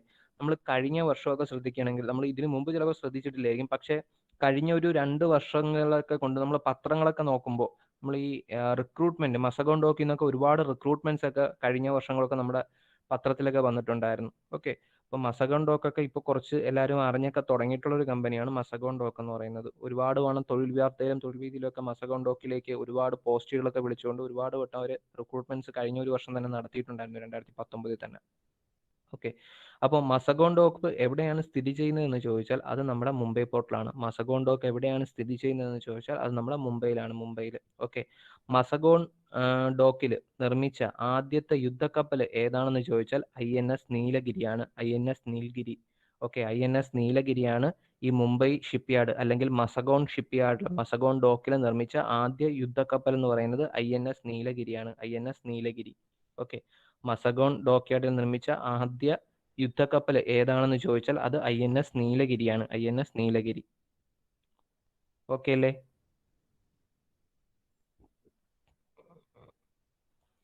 ഓക്കെ അല്ലേ? അടുത്തതിലോട്ട് പോട്ടോ. ഇത് നീ റിപ്പീറ്റ് ചെയ്യണ്ടല്ലോ. നമുക്ക് അവസാനം വേണമെങ്കിൽ ഞാൻ എല്ലാ തുറമുഖങ്ങളും ഒന്നുകൂടെ നിങ്ങൾക്ക് റിപ്പീറ്റ് ചെയ്ത് പറഞ്ഞുതരാം. അപ്പോൾ ഏതെങ്കിലും പോയിന്റ് വിട്ടുപോയിട്ടുണ്ടെങ്കിൽ നിങ്ങൾ അപ്പോൾ ആഡ് ചെയ്താൽ മതി.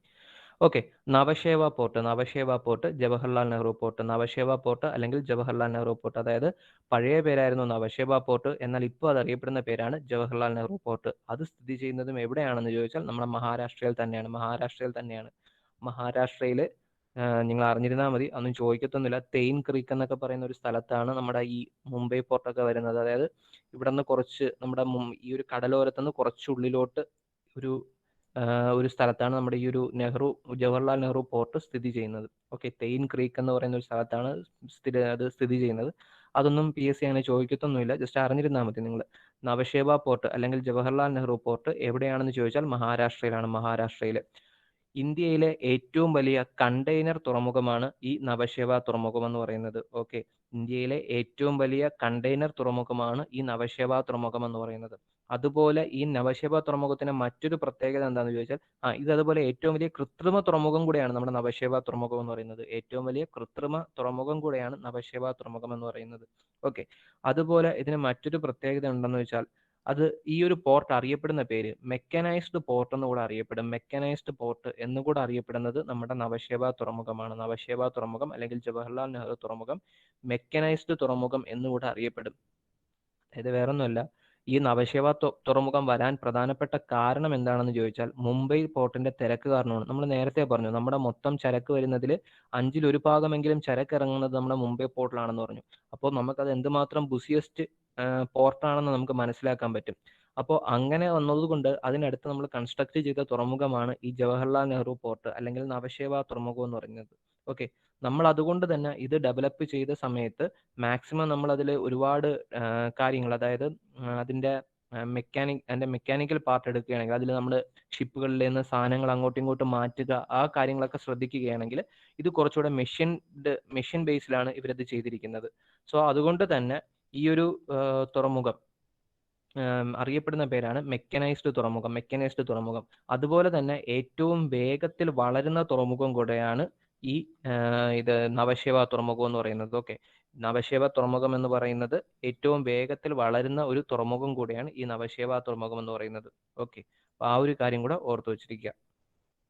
ഓക്കെ, അപ്പോൾ നവശേബ തുറമുഖത്തിലെ മെക്കനൈസ്ഡ് പോർട്ട് എന്നറിയപ്പെടും, ഏറ്റവും വലിയ കണ്ടെയ്നർ തുറമുഖം എന്നറിയപ്പെടും. അതുപോലെ തന്നെ മുംബൈ പോർട്ടിന്റെ തിരക്ക് കുറയ്ക്കാൻ വേണ്ടി വന്ന തുറമുഖമാണ് നവശേബ തുറമുഖം എന്ന് ഞാൻ പറഞ്ഞു. അതുപോലെ ഏറ്റവും വേഗത്തിൽ വളരുന്ന തുറമുഖമാണെന്ന് ഞാൻ പറഞ്ഞു. അതുപോലെ നമ്മൾ പറഞ്ഞൊരു കാര്യമാണ് ഏറ്റവും വലിയ കൃത്രിമ തുറമുഖമാണ് നമ്മുടെ നവശേബ തുറമുഖം എന്ന് പറഞ്ഞു. ഓക്കെ, ഇത് മെയിനായിട്ടും ഇവിടെ വരുന്നത് ഭക്ഷ്യസാധനങ്ങളുടെ കയറ്റുമതി മെയിനായിട്ട് നടക്കുന്നത് നമ്മുടെ നവശേബ തുറമുഖത്തിലാണ്. ഭക്ഷ്യധാന്യങ്ങളുടെ കയറ്റുമതി നടക്കുന്നതും നമ്മുടെ നവശേബ തുറമുഖത്തിലാണ്. ഓക്കെ, ഭക്ഷ്യധാന്യങ്ങളുടെ കയറ്റുമതി മെയിനായിട്ട് നടക്കുന്നത് എവിടെയാണെന്ന് ചോദിച്ചാൽ നമ്മുടെ നവശേബ തുറമുഖത്തിൽ. ഇനി ഈ നവശേബ തുറമുഖത്തിന്റെ മറ്റൊരു കാര്യം എന്ന് പറയുന്നത് ഇന്ത്യയിൽ ആദ്യമായിട്ട് സ്വകാര്യവൽക്കരിച്ച ഒരു കണ്ടെയ്നർ ടെർമിനൽ പോർട്ട് എവിടെയാണ് വന്നതെന്ന് ചോദിച്ചാൽ അത് നമ്മുടെ നവശേബ തുറമുഖത്തിലാണ്. ഓക്കെ, ഇന്ത്യയിൽ ആദ്യമായിട്ട് സ്വകാര്യവൽക്കരിച്ച ഒരു തുറമുഖം ഏതാണെന്ന് ചോദിച്ചാൽ, സ്വകാര്യവൽക്കരിച്ച ഒരു കണ്ടെയ്നർ ടെർമിനൽ പോർട്ട് ഏതാണെന്ന് ചോദിച്ചാൽ അത് നമ്മുടെ നവശേബ തുറമുഖമാണ്. നവശേബ തുറമുഖത്തിലാണ് അത് വരുന്നത്. ഓക്കെ, അതിനെ കൺട്രോൾ ചെയ്യുന്നത് ആരാണെന്ന് ചോദിച്ചാൽ ദുബായ് പോർട്ട് വേൾഡാണ് അതിനെ കൺട്രോൾ ചെയ്യുന്നത്. ഓക്കെ, ദുബായ് പോർട്ട് വേൾഡാണ് അതിനെ കൺട്രോൾ ചെയ്യുന്നത്. ദുബായ് പോർട്ട് വേൾഡാണ് ഇതിനെ കൺട്രോൾ ചെയ്യുന്നത്. ഓക്കെ, അപ്പോൾ ആ ഒരു കാര്യം കൂടെ ഒന്ന് ഓർത്ത് വെച്ചിരിക്കുക. അപ്പോൾ ഒന്നുകൂടെ ഞാൻ പറയാം, ജവഹർലാൽ നെഹ്റു പോർട്ട് അല്ലെങ്കിൽ നവശേബ പോർട്ട് ഇത് ഏകദേശം 1989 ആ ഒരു കാലഘട്ടത്തിലാണ് ഈ പോർട്ട് വരുന്നത്. 1989 നവശേബ പോർട്ട് അല്ലെങ്കിൽ ജവഹർലാൽ നെഹ്റു പോർട്ടൊക്കെ വരുന്നത്. ഓക്കെ, അറേബ്യൻ സീയിലാണ് സ്ഥിതി ചെയ്യുന്നത്. പിന്നെ ലൊക്കേഷൻ ആണ് ഞാൻ പറഞ്ഞത്, തേൻ ക്രീക്ക് എന്ന് പറഞ്ഞ സ്ഥലത്താണ് സ്ഥിതി ചെയ്യുന്നതെന്ന് ഞാൻ പറഞ്ഞു. ഓക്കെ, അതുപോലെ തന്നെ നമ്മൾ പറഞ്ഞ കാര്യം ഇന്ത്യയിലെ ഏറ്റവും വലിയ കൃത്രിമ തുറമുഖമാണ് നമ്മുടെ നവശേബ തുറമുഖം എന്ന് ഞാൻ പറഞ്ഞു. അതുപോലെ തന്നെ ഏറ്റവും വലിയ കണ്ടെയ്നർ പോർട്ട് സ്ഥിതി ചെയ്യുന്നത്, ഇന്ത്യയിലെ ഏറ്റവും വലിയ കണ്ടെയ്നർ പോർട്ട് എവിടെയാണെന്ന് ചോദിച്ചാൽ അത് നവശേബ തുറമുഖമാണ്. ഭക്ഷ്യധാന്യങ്ങളുടെ കയറ്റുമതിയാണ് പ്രധാനമായിട്ട് ഇവിടെ വരുന്നതെന്ന് ഞാൻ പറഞ്ഞു. അതുപോലെ തന്നെ മെക്കനൈസ്ഡ് പോർട്ട് എന്നറിയപ്പെടുന്നത് ചോദിച്ചാലും നമ്മുടെ നവശേബ പോർട്ടാണ്. അതുപോലെ മുംബൈ പോർട്ടിന്റെ തിരക്ക് കുറയ്ക്കാൻ വേണ്ടി വന്ന തുറമുഖം കൂടെയാണ് നമ്മുടെ നവശേബ പോർട്ട്. അതുപോലെ ഞാൻ പറഞ്ഞ കാര്യം മെക്കനൈസ്ഡ് പോർട്ടിന്റെ കൂടെ ഓർത്തിരിക്കാനുള്ള ഒരു പോയിന്റാണ്, ഏറ്റവും വേഗത്തിൽ വളരുന്ന തുറമുഖം കൂടെയാണ് നമ്മുടെ നവശേബ തുറമുഖം എന്ന് പറയുന്നത്. അതുപോലെ ഇന്ത്യയിൽ ആദ്യമായിട്ട് സ്വകാര്യവൽക്കരിച്ച കണ്ടെയ്നർ ടെർമിനൽ പോർട്ട് ഏതാണെന്ന് ചോദിച്ചാൽ അത് നമ്മുടെ നവശേബ തുറമുഖമാണ്. അതിനെ കൺട്രോൾ ചെയ്യുന്നത് ദുബായ് പോർട്ട് വേൾഡ്. ഇത്ര ഓക്കെ അല്ലേ? ഇത് ഇത്രയാണ് നവശേബ പോർട്ടുമായിട്ട് ബന്ധപ്പെട്ട് ഓർത്തിരിക്കേണ്ട പോയിന്റ്. അടുത്തതിലോട്ട് പോവാം. അടുത്തത് ഗോവയിലെ മർമഗോവയാണ്. ഗോവയിലെ മർമഗോവ. ഓക്കെ, ഗോവയിലെ മർമഗോവ എന്തിനാണ് മെയിനായിട്ടും എന്താണ് അതിൽ ഇമ്പോർട്ടൻസ് എന്ന് ചോദിച്ചാൽ അയൺ ഓർ എക്സ്പോർട്ട് ചെയ്യുന്നതിൽ ഏറ്റവും പ്രധാനപ്പെട്ട ഒരു തുറമുഖമാണ് നമ്മുടെ മർമഗോവ തുറമുഖം എന്ന് പറയുന്നത്. ഓക്കെ, മർമഗോവ തുറമുഖത്തിൽ ഏറ്റവും പ്രധാനപ്പെട്ട കാര്യം എന്താണെന്ന് ചോദിച്ചാൽ അത് അയൺ ഓർ കയറ്റുമതിയിൽ ഫേമസ് ആയിട്ടുള്ള ഒരു കമ്പനിയാണ് മർമഗോവ തുറമുഖം എന്ന് പറയുന്നത്. മർമഗോവ തുറമുഖം എന്ന് പറയുന്നത് അതിന്റെ ഇമ്പോർട്ടൻസ് എന്താണെന്ന് ചോദിച്ചാൽ അതിന്റെ മെയിൻ ആയിട്ടുള്ള കാര്യം ഇത്രയേ ഉള്ളൂ. അയൺ ഓർ കയറ്റുമതി ചെയ്യുന്നതിൽ വളരെ ഫേമസ് ആയിട്ടുള്ള ഒരു ഹാർബറാണ് നമ്മുടെ മർമഗോവ തുറമുഖം എന്ന് പറയുന്നത്. ഓക്കെ, അപ്പൊ ഈ ഒരു കാര്യം ഒന്ന് ഓർത്ത് വെച്ചിരിക്കുക. ഗോവയിലെ ഒരേ ഒരു തുറമുഖമാണ് മർമഗോവ എന്ന് പറയുന്നത്. ഇതിന് മെയിനായിട്ടും കയറ്റുമതി ചെയ്യുന്നത് എന്താണെന്ന് ചോദിച്ചാൽ അയണോറാണ്. അയണോർ കയറ്റുമതി ചെയ്യുന്ന ഒരു പ്രധാനപ്പെട്ട തുറമുഖമാണ് മർമഗോവ തുറമുഖം എന്ന് പറയുന്നത്. ഓക്കെ, ഈ ഒരു കാര്യം മർമ്മഗോവയിൽ ഓർത്തു വെച്ചിരിക്കുക. മർമ്മഗോവയായിട്ട് ഓർത്തു വെച്ചിരിക്കേണ്ട കാര്യം ഇത് മാത്രമേ ഉള്ളൂ. അതുപോലെ ഈ ഒരു തുറമുഖം സ്ഥിതി ചെയ്യുന്നത് ഏത് ഒരു നദിയുടെ മൗത്തിലാണ്, അല്ലെങ്കിൽ ആ നദി അറേബ്യൻ സീയിലോട്ട് പതിക്കുന്ന ആ ഒരു ഭാഗത്താണ് ഇത് സ്ഥിതി ചെയ്യുന്നത്. അത് നദിയുടെ പേര് ചോദിച്ചാൽ സുവാരി. നദിയുടെ പേര് സുവാരി. നദിയുടെ പേര് സുവാരി. സ്പെല്ലിംഗ് വേണോ? നദിയുടെ പേര് സുവാരി. ZUARI. നദിയുടെ പേര് സുവാരി. സുവാരി. നദിയുടെ പേര് സുവാരി. ഓക്കെ. ഇതും ഒരു പഴയ തുറമുഖമാണ്. നമുക്ക് ഡേറ്റ് ഒന്ന് 1885 വരുന്ന ഒരു തുറമുഖമാണ്. ഓക്കെ, അപ്പോഴേ ഉള്ള ഒരു തുറമുഖമാണ് നമ്മുടെ ഈ ഒരു മർമ്മഗോവ തുറമുഖം. ഡേറ്റ് വേണ്ട. ഓക്കെ, അപ്പോൾ മർമ്മഗോവ തുറമുഖം എന്ന് പറയുന്നത് ഗോവയിലെ ഏക തുറമുഖമാണ്. അത് ഏത് നദിയിലാണെന്ന് ചോദിച്ചാൽ സുവാരി. ZUARI. സുവാരി. അതുകൂടെ ഒന്ന് ഓർത്തു വെച്ചിരിക്കുക. ഓക്കെ, അപ്പോൾ അത്രയേ ഉള്ളൂ നമുക്ക് മർമ്മഗോവയായിട്ട് ഓർക്കാനുള്ള. മർമ്മഗോവയായിട്ട് PSC ചോദിച്ചിട്ടുള്ള ചോദ്യം ഇത് മാത്രമേ ഉള്ളൂ, ഏത് സംസ്ഥാനത്തിലാണെന്നും അതുപോലെ അയൺ ഓറിന് ഇമ്പോർട്ടൻ്റ് ആയിട്ടുള്ള ഗോവയിലെ തുറമുഖം ഏതാണ്. ഈ രണ്ട് കാര്യം PSC മർമ്മഗോവയായിട്ട് ബന്ധപ്പെട്ട് ഇതുവരെയും ചോദിച്ചിട്ടുള്ളൂ. അടുത്ത തുറമുഖമാണ് ന്യൂ മാംഗ്ലൂർ തുറമുഖം, അല്ലെങ്കിൽ മാംഗ്ലൂർ തുറമുഖം, അതും അല്ലെങ്കിൽ പനമ്പൂർ തുറമുഖം എന്നറിയപ്പെടുന്ന കർണാടകയിലെ തുറമുഖം. ഓക്കെ, ന്യൂ മാംഗ്ലൂർ തുറമുഖം, അല്ലെങ്കിൽ മാംഗ്ലൂർ തുറമുഖം, അല്ലെങ്കിൽ കർണാടക തുറമുഖം. കർണാടക തുറമുഖം എന്ന് പൊതുവെ പറയാറില്ല. മാംഗ്ലൂർ തുറമുഖം, ന്യൂ മാംഗ്ലൂർ തുറമുഖം എന്ന് പൊതുവെ അറിയപ്പെടുന്നത് ഏതാണെന്ന് ചോദിച്ചാൽ കർണാടകയിലെ തുറമുഖമാണ്. അതിന്റെ പഴയകാല പേരാണ് Panambur port. Panambur port. PANAMBUR. PANAMBUR. Panambur port. Okay, അപ്പോൾ ന്യൂ മാംഗ്ലൂർ പോർട്ട് എവിടെയാണെന്ന് ചോദിച്ചാൽ, ന്യൂ മാംഗ്ലൂർ പോർട്ട് എവിടെയാണെന്ന് ചോദിച്ചാൽ കർണാടക സ്റ്റേറ്റിലാണ്. പഴയ പേരാണ് പനമ്പൂർ എന്ന് പറയുന്നത്. പനമ്പൂർ എന്ന് പറയുന്നത് അതിന്റെ പഴയ പേരാണ് പനമ്പൂർ എന്ന് പറയുന്നത്. ഓക്കെ, അപ്പോൾ ആ ഒരു കാര്യം കൂടെ ജസ്റ്റ് ഒന്ന് ഓർത്ത് വെച്ചിരിക്കുക. പനമ്പൂർ തുറമുഖം എവിടെയാണെന്ന് ചോദിച്ചാൽ അത് കർണാടകയിലാണ്. കർണാടകയിൽ. ഓക്കെ, ഇതുമായിട്ട് ബന്ധപ്പെട്ട് ഇത് പനമ്പൂർ പോർട്ടാണ് അതിന്റെ പഴയ പേര്. അത് PSC ഡിഗ്രി ലെവൽ എക്സാമിന് മുമ്പ് PSC ചോദിച്ചിട്ടുണ്ട്, പനമ്പൂർ പോർട്ടിന്റെ പഴയ പേര് എന്താണെന്ന്.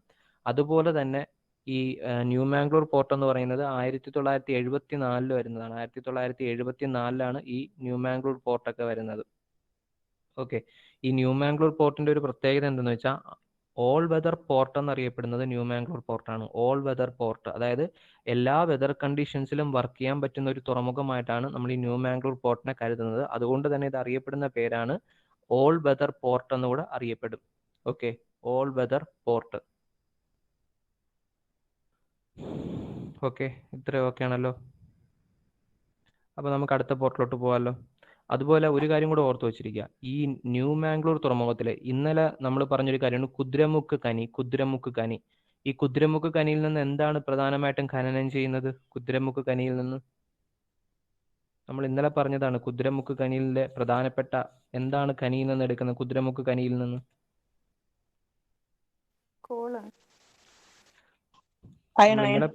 അയണ്. അപ്പൊ ഇന്നലെ നമ്മൾ പറഞ്ഞതാണ്, കുദ്രമുക്ക് കനിയുടെ കാര്യമൊക്കെ നമ്മൾ പറഞ്ഞതാണ്. ഓക്കെ, അപ്പം ആ കുദ്രമുക്ക് കനിയിൽ നിന്നുള്ള സാധനങ്ങൾ നമ്മൾ ഏറ്റവും കൂടുതൽ കയറ്റുമതി ചെയ്യുന്നത്, ആ ഇരുമ്പുരൊക്കെ കയറ്റുമതി ചെയ്യുന്നത് ഏത് പോർട്ട് വഴിയാണെന്ന് ചോദിച്ചാൽ അത് നമ്മുടെ കർണാടക പോർട്ട് വഴി. കർണാടകയിലെ മാംഗ്ലൂർ പോർട്ട് വഴിയാണ് അത് നമ്മൾ പ്രധാനമായിട്ടും കയറ്റുമതി ചെയ്യുന്നത്.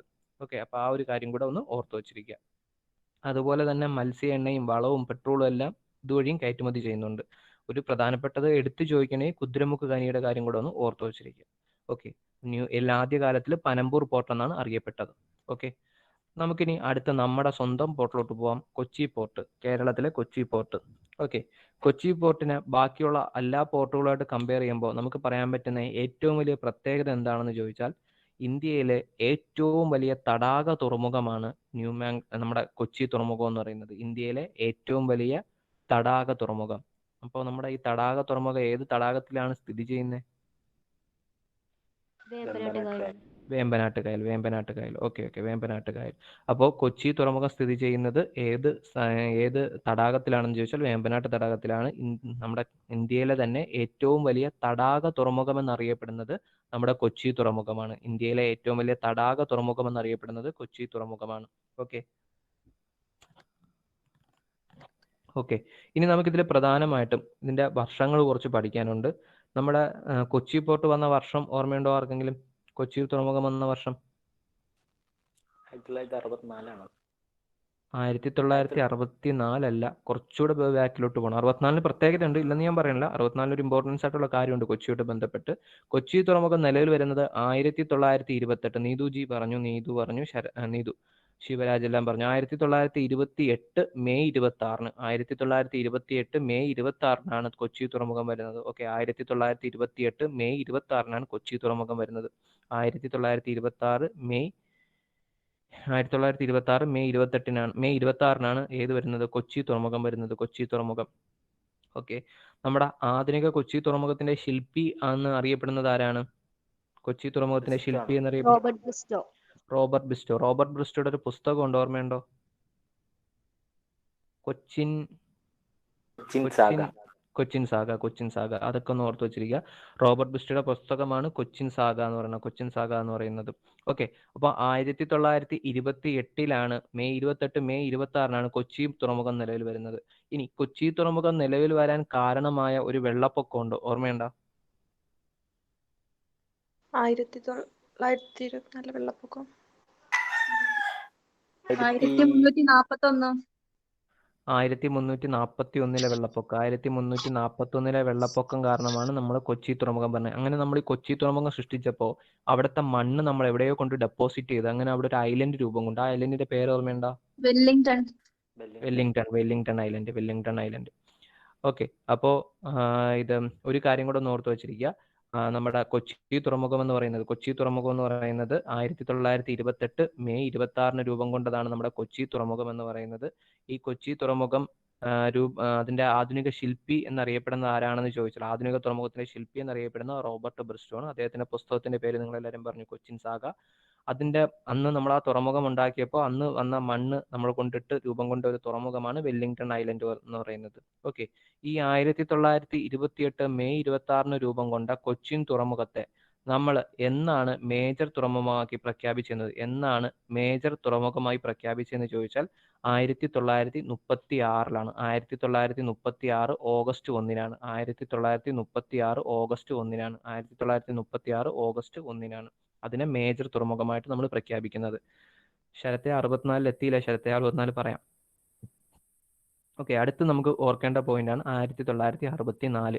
1964 കൊച്ചിൻ പോർട്ട് ട്രസ്റ്റ് ഫോം ചെയ്യുന്നത്. 1964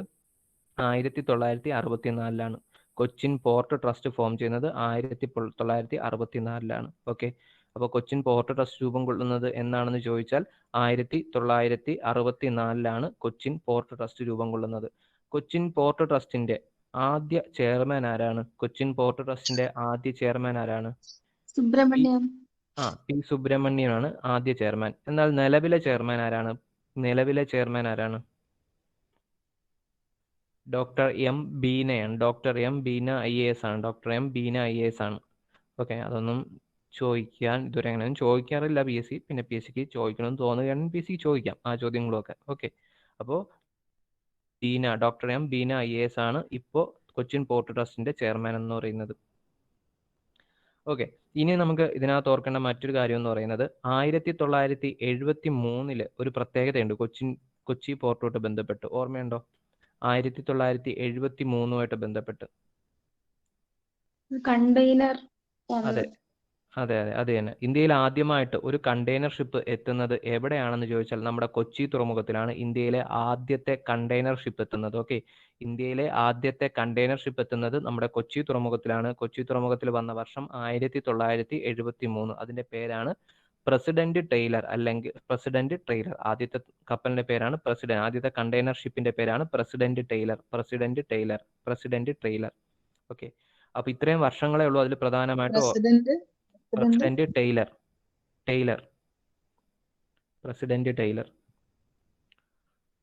ഓക്കെ, അപ്പൊ ഇത്രയാണ് പ്രധാനപ്പെട്ട ചില കാര്യങ്ങൾ എന്ന് പറയുന്നത്. ഒന്നുകൂടെ ഞാൻ പറയാം വർഷങ്ങൾ.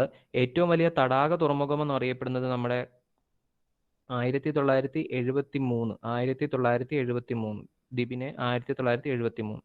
അപ്പം ഇന്ത്യയിലെ ഏറ്റവും വലിയ തടാക തുറമുഖമാണ് നമ്മുടെ കൊച്ചിൻ തുറമുഖം എന്ന് പറയുന്നത്. 1928 മെയ് 26 രൂപം കൊള്ളുന്നത്. 1936 ഓഗസ്റ്റ് 1 ഇതിനെ നമ്മൾ എന്തായിട്ട് പ്രഖ്യാപിക്കുന്നുണ്ട്? മേജർ തുറമുഖമായി പ്രഖ്യാപിക്കുന്നുണ്ട്. 1964 കൊച്ചിൻ പോർട്ട് ട്രസ്റ്റ് രൂപം കൊള്ളുകയാണ്. അന്ന് അതിന്റെ ചെയർമാൻ പി സുബ്രഹ്മണ്യം ആയിരുന്നു. ഇപ്പോൾ അതിന്റെ ചെയർമാൻ ഡോക്ടർ ബീന IAS ആണ്. 1973 ഇന്ത്യയിൽ ആദ്യമായിട്ട് ഒരു കണ്ടെയ്നർ ഷിപ്പ് എത്തുന്നത്. അതിന്റെ പേരാണ് പ്രസിഡന്റ് ടൈലർ. എത്തിയത് നമ്മുടെ കൊച്ചി തുറമുഖത്താണ്. കൊച്ചി തുറമുഖത്തിന്റെ ശില്പി റോബർട്ട് ബിസ്റ്റോ ആണ്. കൊച്ചി തുറമുഖം ഉണ്ടാകാൻ കാരണമായ വെള്ളപ്പൊക്കം 1341 പെരിയാറിലെ വെള്ളപ്പൊക്കമാണ്. മണ്ണ് ചോദിക്കുകയാണെങ്കിൽ വെല്ലിംഗ്ടൺ ഐലൻഡ് ആണ്. മണ്ണ് ചോദിച്ചാൽ വെല്ലിംഗ്ടൺ ഐലൻഡ്. അറബിക്കടലിന്റെ റാണി എന്നറിയപ്പെടുന്നത് കൊച്ചിയാണ്. അറബിക്കടലിന്റെ റാണി എന്ന് കൊച്ചിയെ വിശേഷിപ്പിച്ചത് ആരാണ്?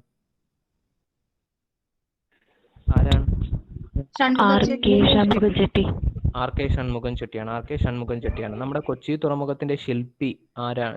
ശില്പിയല്ല, അതിന്റെ ചെലവ് വഹിച്ചത് ആരൊക്കെയാണെന്ന് ചോദിച്ചാൽ നമ്മുടെ തിരുവിതാംകൂർ, കൊച്ചി, മദ്രാസ് ഗവൺമെന്റുകൾ ഒരുമിച്ച് ചേർന്നാണ് അതിന്റെ ചെലവ് വഹിച്ചത്. കൊച്ചി തുറമുഖത്തിന്റെ ചെലവ് വഹിച്ചത് തിരുവിതാംകൂർ, കൊച്ചി, മദ്രാസ് ഗവൺമെന്റുകൾ ഒരുമിച്ച് ചേർന്നാണ് ഇതിന്റെ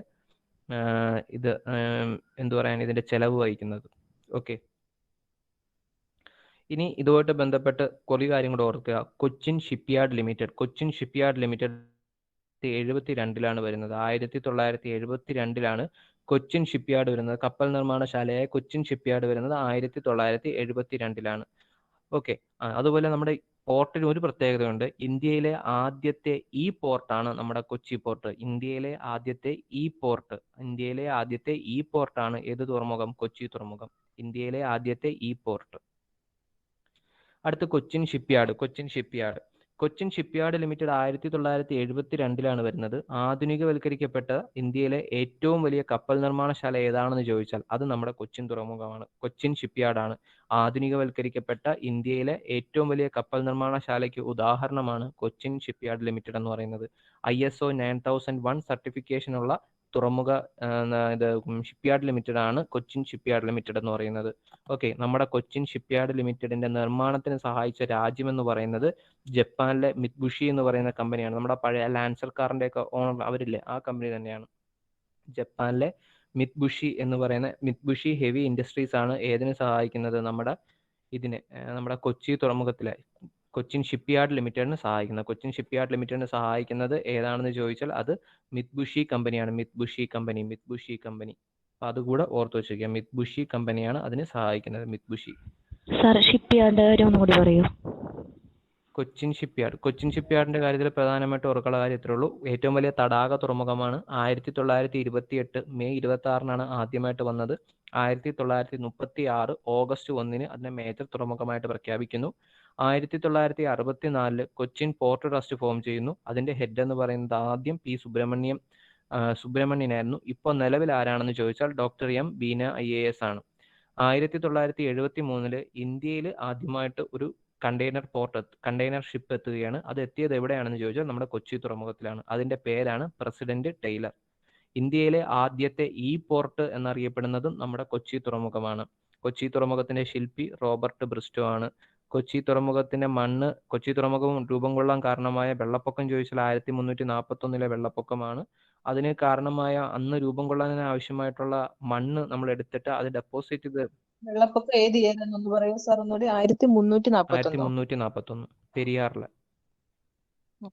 ഓക്കെ. അപ്പോൾ അന്ന് ആ മണ്ണിനെ നമ്മൾ കൊണ്ട് ഡെപ്പോസിറ്റ് ചെയ്ത സ്ഥലമാണ് പിന്നീട് വെല്ലിംഗ്ടൺ ഐലൻഡ് ആയിട്ട് നമ്മൾ മാറി. Wellington island. ഓക്കെ, അടുത്തത് നമ്മൾ പറഞ്ഞത് അതിന്റെ ചെലവ് വഹിച്ചത് തിരുവിതാംകൂർ, കൊച്ചി, മദ്രാസ്. ഇനി അടുത്ത നമ്മൾ പറഞ്ഞത് കൊച്ചിൻ ഷിപ്പ്യാർഡ് ലിമിറ്റഡ് ആണ്. കൊച്ചിൻ ഷിപ്പ്യാർഡ് ലിമിറ്റഡ് 1972 ആധുനികവൽക്കരിക്കപ്പെട്ട ഇന്ത്യയിലെ ഏറ്റവും വലിയ കപ്പൽ നിർമ്മാണശാലയാണ് കൊച്ചിൻ ഷിപ്പ്യാർഡ്. ISO 9001 സർട്ടിഫിക്കേഷൻ ഉള്ള കമ്പനിയാണ് കൊച്ചിൻ തുറമുഖം എന്ന് പറയുന്നത്. നിർമ്മാണത്തിന് സഹായിച്ചത് മിത്ബുഷി ഹെവി ഇൻഡസ്ട്രീസ് ആണ് ഇതിന്റെ നിർമ്മാണത്തിന്. ജപ്പാനിലെ മിത്ബുഷി ഹെവി ഇൻഡസ്ട്രീസ് ആണ് നമ്മളെ സഹായിച്ചത്. അതുപോലെ അതിന്റെ ആദ്യത്തെ കപ്പൽ ഏതാണെന്ന് ചോദിച്ചാൽ നമ്മുടെ കൊച്ചിൻ ഷിപ്പ്യാർഡിൽ നിന്ന് ഇറങ്ങിയ ആദ്യ കപ്പൽ എന്ന് പറയുന്നത് റാണി പത്മിനിയാണ്. 1972 റാണി പത്മിനി. അതുപോലെ നമ്മുടെ കൊച്ചിൻ ഷിപ്പ്യാർഡിൽ നിന്ന് ആദ്യമായിട്ട് ഇറങ്ങിയ ഒരു ഇതുകൂടെ ഉണ്ടല്ലോ, ഒരു യുദ്ധക്കപ്പൽ കൂടെ ഉണ്ടല്ലോ, ഓർമ്മയുണ്ടോ? INS വിക്രാന്ത് വരുന്നത് എവിടെ നിന്നാണ്? കൊച്ചിൻ ഷിപ്പ്യാർഡിൽ നിന്നാണ്. റാണി പത്മിനി ഓർത്തുകൊള്ളുക, INS വിക്രാന്ത് കൂടെ ഓർത്തുകൊള്ളുക. ഷിപ്പ്യാർഡ് ഓഫ് ദ മില്ലേനിയം എന്നറിയപ്പെടുന്നത് കൊച്ചിൻ ഷിപ്പ്യാർഡാണ്. ഷിപ്പ്യാർഡ് ഓഫ് മില്ലേനിയം എന്നറിയപ്പെടുന്നത് കൊച്ചിൻ ഷിപ്പ്യാർഡാണ്. ഓക്കെ, ഷിപ്പ്യാർഡ് ഓഫ് മില്ലേനിയം എന്നറിയപ്പെടുന്നത് നമ്മുടെ കൊച്ചിൻ ഷിപ്പ്യാർഡാണ്, കൊച്ചിൻ ഷിപ്പ്യാർഡ്. ഓക്കെ, അതുപോലെ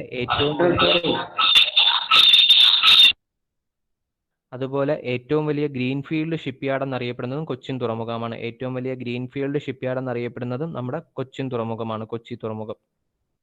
കൊച്ചിൻ ഷിപ്പ്യാർഡാണ്, കൊച്ചിൻ ഷിപ്പ്യാർഡ്. അപ്പോൾ കൊച്ചിൻ ഷിപ്പ്യാർഡ് വന്ന വർഷം ഓർത്തുകൊള്ളുക, 1972.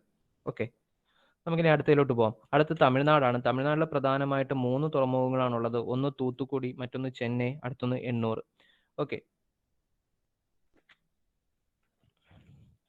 ഓക്കെ റാണി പത്മിനി 1972 അല്ലേ? ഓക്കെ, അടുത്തത് നമ്മൾ പറയാൻ പോകുന്നത് നമ്മുടെ ഇതാണ്, തൂത്തുക്കുടി തുറമുഖമാണ്. തൂത്തുക്കുടി തുറമുഖം തമിഴ്നാട്ടിലാണ്. തൂത്തുക്കുടി തുറമുഖം VO ചിദംബരം പോർട്ട് എന്നറിയപ്പെടുന്നത് നമ്മുടെ തൂത്തുക്കുടി തുറമുഖമാണ്. ഏറ്റവും സൗത്തിൽ സ്ഥിതി ചെയ്യുന്ന തുറമുഖം ചോദിച്ചാൽ, ഏറ്റവും തെക്കേ അറ്റത്തെ തുറമുഖം ചോദിച്ചാൽ അത് നമ്മുടെ തൂത്തുക്കുടി തുറമുഖമാണ്. ഇന്ത്യയുടെ മുത്ത് എന്നറിയപ്പെടുന്നത്, അല്ലെങ്കിൽ പേൾ ഹാർബർ ഓഫ് ഇന്ത്യ എന്നറിയപ്പെടുന്നത് തൂത്തുക്കുടി തുറമുഖമാണ്. ഇന്ത്യയുടെ മുത്ത് അല്ലെങ്കിൽ പേൾ ഹാർബർ ഓഫ് ഇന്ത്യ എന്നറിയപ്പെടുന്നത് നമ്മുടെ തൂത്തുക്കുടി തുറമുഖമാണ്. പ്രധാനമായിട്ടും ഇവിടെ കയറ്റുമതി ചെയ്യുന്നത് എന്താണെന്ന് ചോദിച്ചാൽ അത് നമ്മുടെ ഉപ്പാണ്. പ്രധാനമായിട്ടും ഇവിടെ കയറ്റുമതി ചെയ്യുന്നത് ഉപ്പാണ്.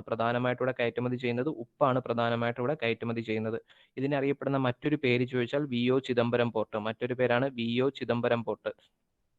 VO ചിദംബരം പോർട്ട് എന്നറിയപ്പെടുന്നത് നമ്മുടെ ഇതാണ്. തൂത്തുക്കുടി തുറമുഖം അറിയപ്പെടുന്ന മറ്റൊരു പേര് ചോദിച്ചാൽ VO Chidambaram port. Okay, VO Chidambaram പോർട്ടാണ് അതിന്റെ മറ്റൊരു പേര്. 1981 റാണി പത്മിനിയോ? അതെ, അങ്ങനെ ഞാനത് ഒന്നുകൂടെ നോക്കിയിട്ടുണ്ടെങ്കിൽ പറയാം. വേറെ ആർക്കെങ്കിലും സംശയമുണ്ടോ അത്?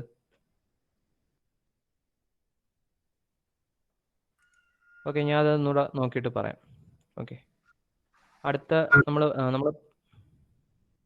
ഹലോ, ഒന്നുകൂടി പറയാം. ഏത്? തൂത്തുക്കുടി തൂത്തുക്കുടി പറയാം. തൂത്തുക്കുടി തമിഴ്നാടാണ്. VO ചിദംബരം പോർട്ട് എന്നാണ് തൂത്തുക്കുടി തുറമുഖം അറിയപ്പെടുന്നത്. ഇന്ത്യയുടെ തെക്കേ അറ്റത്ത് സദേൺ മോസ്റ്റ് സ്ഥിതി ചെയ്യുന്ന തുറമുഖമാണ് തൂത്തുക്കുടി തുറമുഖം എന്ന് പറയുന്നത്. ഇന്ത്യയുടെ മുത്ത് എന്നറിയപ്പെടുന്ന തുറമുഖമാണ് VO ചിദംബരം പോർട്ട് എന്ന് പറയുന്ന തൂത്തുക്കുടി പോർട്ട്. ഓക്കെ, ഇവിടെ പ്രധാനമായിട്ടും കയറ്റുമതി ചെയ്യുന്നത് ഉപ്പാണ്. ഇവിടെ പ്രധാനമായിട്ടും കയറ്റുമതി ചെയ്യുന്നത്. ഇത് 1974 ഇത് തുറക്കപ്പെടുന്നത്. തൂത്തുക്കുടി തുറമുഖം വരുന്നത് 1974.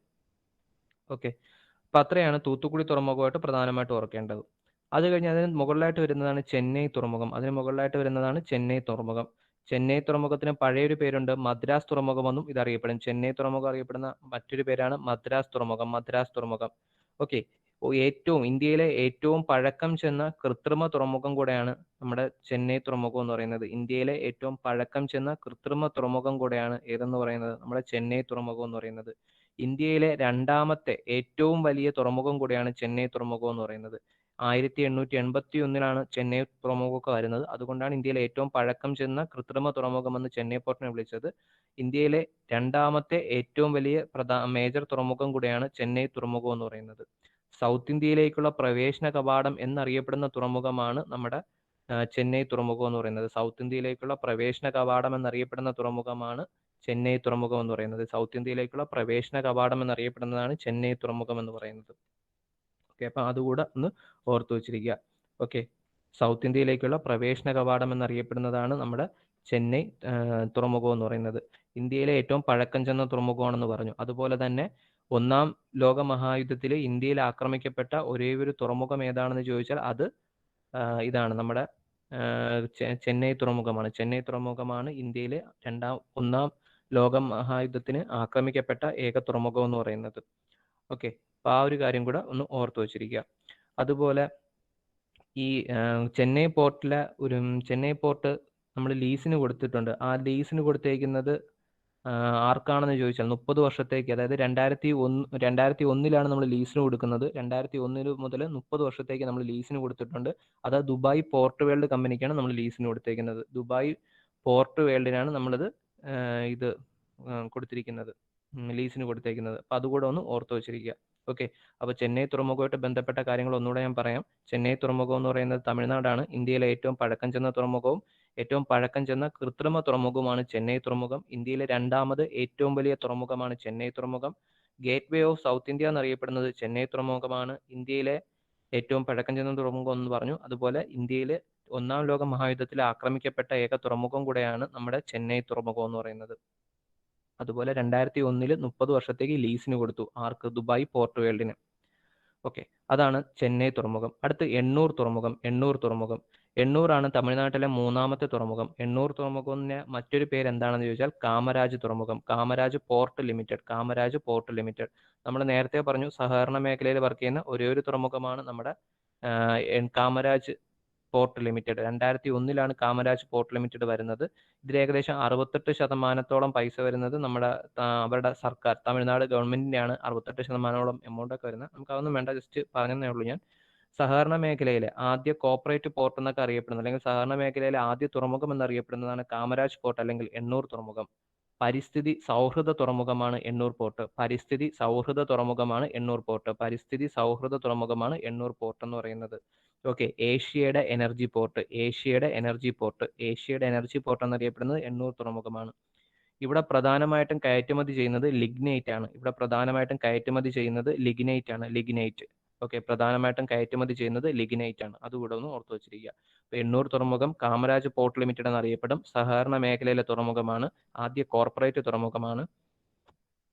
പരിസ്ഥിതി സൗഹൃദ തുറമുഖമാണ്. ഏഷ്യയുടെ എനർജി പോർട്ട് എന്നാണ് അറിയപ്പെടുന്നത്. ലിഗ്നൈറ്റ് ആണ് പ്രധാനമായിട്ടും ഇവിടെ കയറ്റുമതി ചെയ്യുന്നത്. ഓക്കെ, അടുത്ത തുറമുഖമാണ് വിശാഖപട്ടണം തുറമുഖം. ആന്ധ്രാപ്രദേശിൽ സ്ഥിതി ചെയ്യുന്ന വിശാഖപട്ടണം തുറമുഖം. ഓക്കെ, വിശാഖപട്ടണം തുറമുഖം ഇന്ത്യയിലെ ഏറ്റവും ആഴം കൂടിയ പ്രധാനപ്പെട്ട തുറമുഖമാണ് വിശാഖപട്ടണം തുറമുഖം. 1933 വിശാഖപട്ടണം തുറമുഖം വരുന്നത്. ഇന്ത്യയിലെ ഏറ്റവും ആഴം കൂടിയ തുറമുഖമാണ് 1933. ഇന്ത്യയിലെ തിളക്കമുള്ള രത്നം അല്ലെങ്കിൽ പൂർവ്വതീര രത്നം എന്നെല്ലാം അറിയപ്പെടുന്നത് വിശാഖപട്ടണം തുറമുഖമാണ്. തിളക്കമുള്ള രത്നം അല്ലെങ്കിൽ പൂർവ്വതീര രത്നം എന്നെല്ലാം വിശാഖപട്ടണം അറിയപ്പെടും. തൂത്തുക്കുടി അറിയപ്പെടുന്നത് ഇന്ത്യയുടെ മുത്തെന്നാണ്. എന്നാൽ വിശാഖപട്ടണം അറിയപ്പെടുന്നത് തിളക്കമുള്ള രത്നം അല്ലെങ്കിൽ പൂർവ്വതീര രത്നം എന്നറിയപ്പെടുന്നതാണ് വിശാഖപട്ടണം തുറമുഖം. ഡോൾഫിൻ നോസ് അതുപോലെ റോസ് ഹില്ല് ഇങ്ങനെ 2 മലനിരകളാൽ ചുറ്റപ്പെട്ട തുറമുഖമാണ് വിശാഖപട്ടണം തുറമുഖം എന്ന് പറയുന്നത്. ഡോൾഫിൻ നോസ് അതുപോലെ റോസ് ഹില്ല് ഈ 2 മലനിരകളാൽ ചുറ്റപ്പെട്ട ഒരു തുറമുഖമാണ് വിശാഖപട്ടണം തുറമുഖം എന്ന് പറയുന്നത്. ഓക്കെ, അതാണ് വിശാഖപട്ടണം തുറമുഖത്തിന് മറ്റൊരു പ്രത്യേകത എന്ന് പറയുന്നത്. ഓക്കെ, ഏറ്റവും ആഴം കൂടിയ ഒരു തുറമുഖം കൂടിയാണ് നമ്മുടെ വിശാഖപട്ടണം തുറമുഖം എന്ന് പറയുന്നത്. തിളക്കമുള്ള രത്നം അല്ലെങ്കിൽ ബ്രൈറ്റസ്റ്റ് ജൂവൽ അല്ലെങ്കിൽ പൂർവ്വതീര രത്നം എന്നെല്ലാം അറിയപ്പെടുന്നത് നമ്മുടെ വിശാഖപട്ടണം തുറമുഖമാണ്. ഇവിടെ 2 മലനിരകളുണ്ട്, ഡോൾഫിൻ നോസും അതുപോലെ തന്നെ റോസ് ഹില്ലും. ഈ 2 മലനിരകളാൽ ചുറ്റപ്പെട്ട തുറമുഖം കൂടെയാണ് ഏത് തുറമുഖം? വിശാഖപട്ടണം തുറമുഖം എന്ന് പറയുന്നത്. ഓക്കെ, അപ്പൊ അതുകൂടെ ഒന്ന് ഓർത്തു വെച്ചിരിക്കുക. അതുപോലെ തന്നെ ഇന്ത്യൻ നാവികസേനയുടെ ഈസ്റ്റേൺ നാവൽ കമാൻഡിന്റെ ആസ്ഥാനം എവിടെയാണെന്ന് ചോദിച്ചാൽ അതും വിശാഖപട്ടണമാണ്.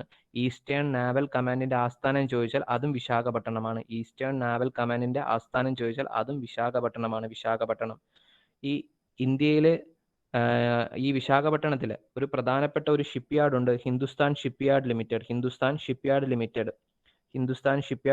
എവിടെയാണെന്ന് ചോദിച്ചാൽ അത് വിശാഖപട്ടണം. ഓക്കെ, ISO 9001 സർട്ടിഫിക്കേഷൻ ഉള്ള ഒരു ഷിപ്പ്യാർഡാണ് വിശാഖപട്ടണം ഷിപ്പ്യാർഡ് എന്ന് പറയുന്നത്. ഓക്കെ, ഇവിടെ ആദ്യത്തെ കപ്പൽ, ഇവിടെ നിർമ്മിച്ച ആദ്യത്തെ ഷിപ്പ് എന്ന് പറയുന്നത് ജലയുഷ ജൽ ഉഷ എന്ന് പറയുന്ന ഷിപ്പാണ്. ഇവിടുന്ന് ആദ്യമായിട്ട് കൺസ്ട്രക്ഷൻ കംപ്ലീറ്റ് ചെയ്ത 1948 സംതിങ് ആണ് വരുന്നത്. 1948 ജൽ ഉഷ. Hindustan shipyard limited Visakhapatnam. ആദ്യത്തെ ഷിപ്പിന്റെ പേര് ജൽ ഉഷ. ഇത് പണ്ട് കാലത്ത് ഈ ഷിപ്പ്യാർഡ് അറിയപ്പെട്ടിരുന്നത് ഇന്ത്യ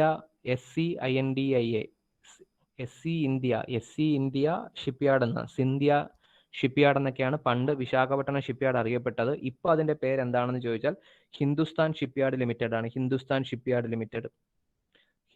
ഷിപ്പ്യാർഡ് ലിമിറ്റഡ്. ഇന്ത്യയിലെ ഏറ്റവും വലിയ പൊതുമേഖലാ കപ്പൽ നിർമ്മാണശാല ഏതാണെന്ന് ചോദിച്ചാൽ അത് ഹിന്ദുസ്ഥാൻ ഷിപ്പ്യാർഡ് ലിമിറ്റഡ് ആണ്. ഇന്ത്യയിലെ ഏറ്റവും വലിയ പൊതുമേഖലാ കപ്പൽ നിർമ്മാണശാല ഏതാണെന്ന് ചോദിച്ചാൽ അത് ഹിന്ദുസ്ഥാൻ ഷിപ്പ്യാർഡ് ലിമിറ്റഡ് ആണ്. Hindustan shipyard limited. ഓക്കെ. അതുപോലെ തന്നെ നമ്മുടെ തെക്കൻ ഏഷ്യയിലെ ആദ്യത്തെ അന്തർവാഹിനികളുടെ മ്യൂസിയം എവിടെയാണ് സ്ഥിതി ചെയ്യുന്നതെന്ന് വെച്ചാൽ അത് നമ്മുടെ വിശാഖപട്ടണത്തിലാണ്. ഓക്കെ. അന്തർവാഹിനി മ്യൂസിയം സ്ഥിതി ചെയ്യുന്നത് നമ്മുടെ വിശാഖപട്ടണത്തിലാണ്. അതുപോലെ അതുപോലെ ഒരു കാര്യം കൂടെ ഓർത്ത് വെച്ചാൽ national ship design and research centre എവിടെ സ്ഥിതി ചെയ്യുന്നു? PSC മുമ്പ് ചോദിച്ചിട്ടുള്ള ചോദ്യമാണ്. National ship design and research സെന്ററിന്റെ ആസ്ഥാനം Visakhapatnam. National ship design and research സെന്ററിന്റെ ആസ്ഥാനം വിശാഖപട്ടണം. ഇന്ത്യൻ നാവികസേനയുടെ ഈസ്റ്റേൺ നാവൽ കമാൻഡിന്റെ ആസ്ഥാനം naval ship design and research സെന്ററിന്റെ ആസ്ഥാനം അതുപോലെ ഹിന്ദുസ്ഥാൻ ഷിപ്പ്യാർഡ് ലിമിറ്റഡ് ഇവയെല്ലാം അവിടത്തെയാണ്. വിശാഖപട്ടണം ഈ കപ്പൽ നിർമ്മാണശാലയിൽ നിർമ്മിച്ച ഇന്ത്യയുടെ ആദ്യത്തെ തദ്ദേശീയ ആണവ അന്തർവാഹിനി ഏതാണെന്ന് ചോദിച്ചാൽ INS അരിഹന്ത് ആണ്. INS അരിഹന്ത്. വിശാഖപട്ടണം കപ്പൽ നിർമ്മാണശാലയിൽ നിന്ന് നിർമ്മിച്ച ഇന്ത്യയുടെ ആദ്യത്തെ തദ്ദേശീയ ആണവ അന്തർവാഹിനി ഏതാണെന്ന് ചോദിച്ചാൽ INS Arihant. Okay. INS Arihant. Visakhapatnam കപ്പൽ നിർമ്മിച്ച ഇന്ത്യയുടെ ആദ്യ തദ്ദേശീയ ആണവ അന്തർവാഹിനി INS അരിഹന്ത്. അടുത്ത തുറമുഖമാണ് പാരാദീപ് പോർട്ട്. പാരാദീപ് പോർട്ട് എവിടെയാണ് സ്ഥിതി ചെയ്യുന്നതെന്ന് വെച്ചാൽ ഒഡീഷയിലാണ് പാരാദീപ് പോർട്ട് തുറമുഖം സ്ഥിതി ചെയ്യുന്നത്. ഒഡീഷയിലാണ് പാരാദീപ് തുറമുഖം സ്ഥിതി ചെയ്യുന്നത്. ഓക്കെ. 1966 പാരാദീപ് തുറമുഖം വരുന്നത്. 1966. കൃത്രിമ ലഗൂണിൽ സ്ഥിതി ചെയ്യുന്ന തുറമുഖമാണ് നമ്മുടെ പാരാദീപ് തുറമുഖം. കൃത്രിമ ലഗൂണിൽ സ്ഥിതി ചെയ്യുന്ന തുറമുഖമാണ് പാരാദീപ് തുറമുഖം എന്ന് പറയുന്നത്. കിഴക്കൻ തീരത്തിൽ സ്വാതന്ത്ര്യത്തിന് ശേഷം രൂപം കൊണ്ട ഒരു തുറമുഖമാണ് ഒരു തുറമുഖം കൂടിയാണ് പാരാദീപ് തുറമുഖം എന്ന് പറയുന്നത്. അതുപോലെ നമ്മുടെ മഹാനദിയും ബേ ഓഫ് ബംഗാളും സംഗമിക്കുന്ന സ്ഥാനത്ത് സ്ഥിതി ചെയ്യുന്ന ഒരു തുറമുഖം കൂടിയാണ് പാരാദീപ് തുറമുഖം എന്ന് പറയുന്നത്. പാരാദീപ് തുറമുഖം ജപ്പാനിലേക്കെല്ലാം ഇരുമ്പ് കയറ്റുമതി ചെയ്യുന്നത് ഈ പാരാദീപ് തുറമുഖം വഴിയാണ്. അതാണ് പാരാദീപ് തുറമുഖത്തിന്റെ പ്രത്യേകത എന്ന് പറയുന്നത്. ഒഡീഷയിലാണ് സ്ഥിതി ചെയ്യുന്നത്. കൃത്രിമ ലഗൂണിൽ സ്ഥിതി ചെയ്യുന്ന തുറമുഖമാണ് പാരാദീപ് തുറമുഖം എന്ന് പറയുന്നത്. അതുപോലെ മഹാനദിയും ബേ ഓഫ് ബംഗാളും സംഗമ സ്ഥാനത്ത് അതിന്റെ ഒരു മഹാനദിയുടെ മൗത്തിലായിട്ട് അവിടെ സ്ഥിതി ചെയ്യുന്നതാണ് ഈ പാരാദീപ് തുറമുഖം എന്ന് പറയുന്നത്. കിഴക്കൻ തീരത്തിൽ സ്വാതന്ത്ര്യത്തിന് ശേഷം രൂപം കൊണ്ട തുറമുഖമാണ് നമ്മുടെ പാരാദീപ് തുറമുഖം എന്ന് പറയുന്നത്. അതുപോലെ തന്നെ ജപ്പാനിലേക്ക് ഇരുമ്പയിര് കയറ്റുമതി ചെയ്യുന്നതിൽ ആണ് പ്രധാനമായിട്ടും അത് പങ്കുവഹിക്കുന്നത് നമ്മുടെ പാരാദീപ് തുറമുഖം. അത്രയും കാര്യങ്ങളാണ് പാരാദീപ് തുറമുഖത്തിൽ ഓർത്തിരിക്കേണ്ട പോയിന്റ്സ്. കൃത്രിമ ലഗൂണിൽ സ്ഥിതി ചെയ്യുന്ന തുറമുഖമാണ് ഇമ്പോർട്ടന്റ് പോയിന്റ്. അടുത്ത തുറമുഖമാണ് കൊൽക്കത്ത തുറമുഖം. അതിന്റെ പുതിയ പേരാണ് ഡോക്ടർ ശ്യാമപ്രസാദ് മുഖർജി പോർട്ട് എന്നറിയപ്പെടുന്നത് നമ്മുടെ കൊൽക്കത്ത പോർട്ടാണ്. ഇന്ത്യയിലെ ഏക റിവറൈൻ പോർട്ടാണ് കൊൽക്കത്ത പോർട്ട് അല്ലെങ്കിൽ ഹാൽഡിയ പോർട്ട് എന്ന് പറയുന്നത്. ഇന്ത്യയിലെ ഏക റിവറൈൻ പോർട്ടാണ് കൊൽക്കത്ത പോർട്ട് അല്ലെങ്കിൽ റിവറൈൻ പോർട്ട് എന്ന് പറയുന്ന Kolkata port. Okay. Doctor Shyamaprasad Mukherjee തുറമുഖം എന്നാണ് അതിപ്പോൾ അറിയപ്പെടുന്നത്. കിഴക്കേ ഇന്ത്യയിലേക്കുള്ള പ്രവേശന കവാടം എന്നറിയപ്പെടുന്നത് നമ്മുടെ കൊൽക്കത്ത തുറമുഖമാണ്. റിവറൈൻ പോർട്ടാണ്. ഇന്ത്യയിലെ റിവറൈൻ പോർട്ടിന് ഉദാഹരണമാണ് കൊൽക്കത്ത പോർട്ട്. അതുപോലെ തന്നെ കിഴക്കൻ ഇന്ത്യയിലേക്കുള്ള കവാടം എന്നറിയപ്പെടുന്നത് കൊൽക്കത്ത പോർട്ടാണ്. കിഴക്കേ ഇന്ത്യയിലേക്കുള്ള കവാടം എന്നറിയപ്പെടുന്നത് നമ്മുടെ കൊൽക്കത്ത പോർട്ടാണ്. Okay. Gateway of eastern India എന്നറിയപ്പെടുന്നത് നമ്മുടെ കൊൽക്കത്ത പോർട്ട്. ഓക്കെ. അതുപോലെ കൊൽക്കത്ത തുറമുഖത്ത് ഉള്ള ഒരു ഷിപ്പ് യാർഡ് ഉണ്ട്, അതിന്റെ ഷിപ്പ് ബിൽഡേഴ്സ് ഉണ്ട്. അതിന്റെ പേരാണ് ഗാർഡൻ റീച്ച് ഷിപ്പ് ബിൽഡേഴ്സ്. എവിടെയാണെന്ന് ചോദിച്ചാൽ കൊൽക്കത്തയിലാണ്. അത് കൊൽക്കത്തയിലാണ്. ഇന്ത്യ എന്നറിയപ്പെടുന്ന പോർട്ട് മുംബൈ പോർട്ട് അല്ലേ? കേട്ടില്ലടാ. Gate hello. Way of India എന്നറിയപ്പെടുന്ന പോർട്ട് അതെ അത് ഗേറ്റ് വേ ഓഫ് ഇന്ത്യ. ഇത് gateway of eastern India. കിഴക്കേ ഇന്ത്യയിലേക്കുള്ള കവാടം എന്നറിയപ്പെടുന്ന തുറമുഖമാണ് Kolkata port. Gateway of south India എന്നറിയപ്പെടുന്നത് ചെന്നൈ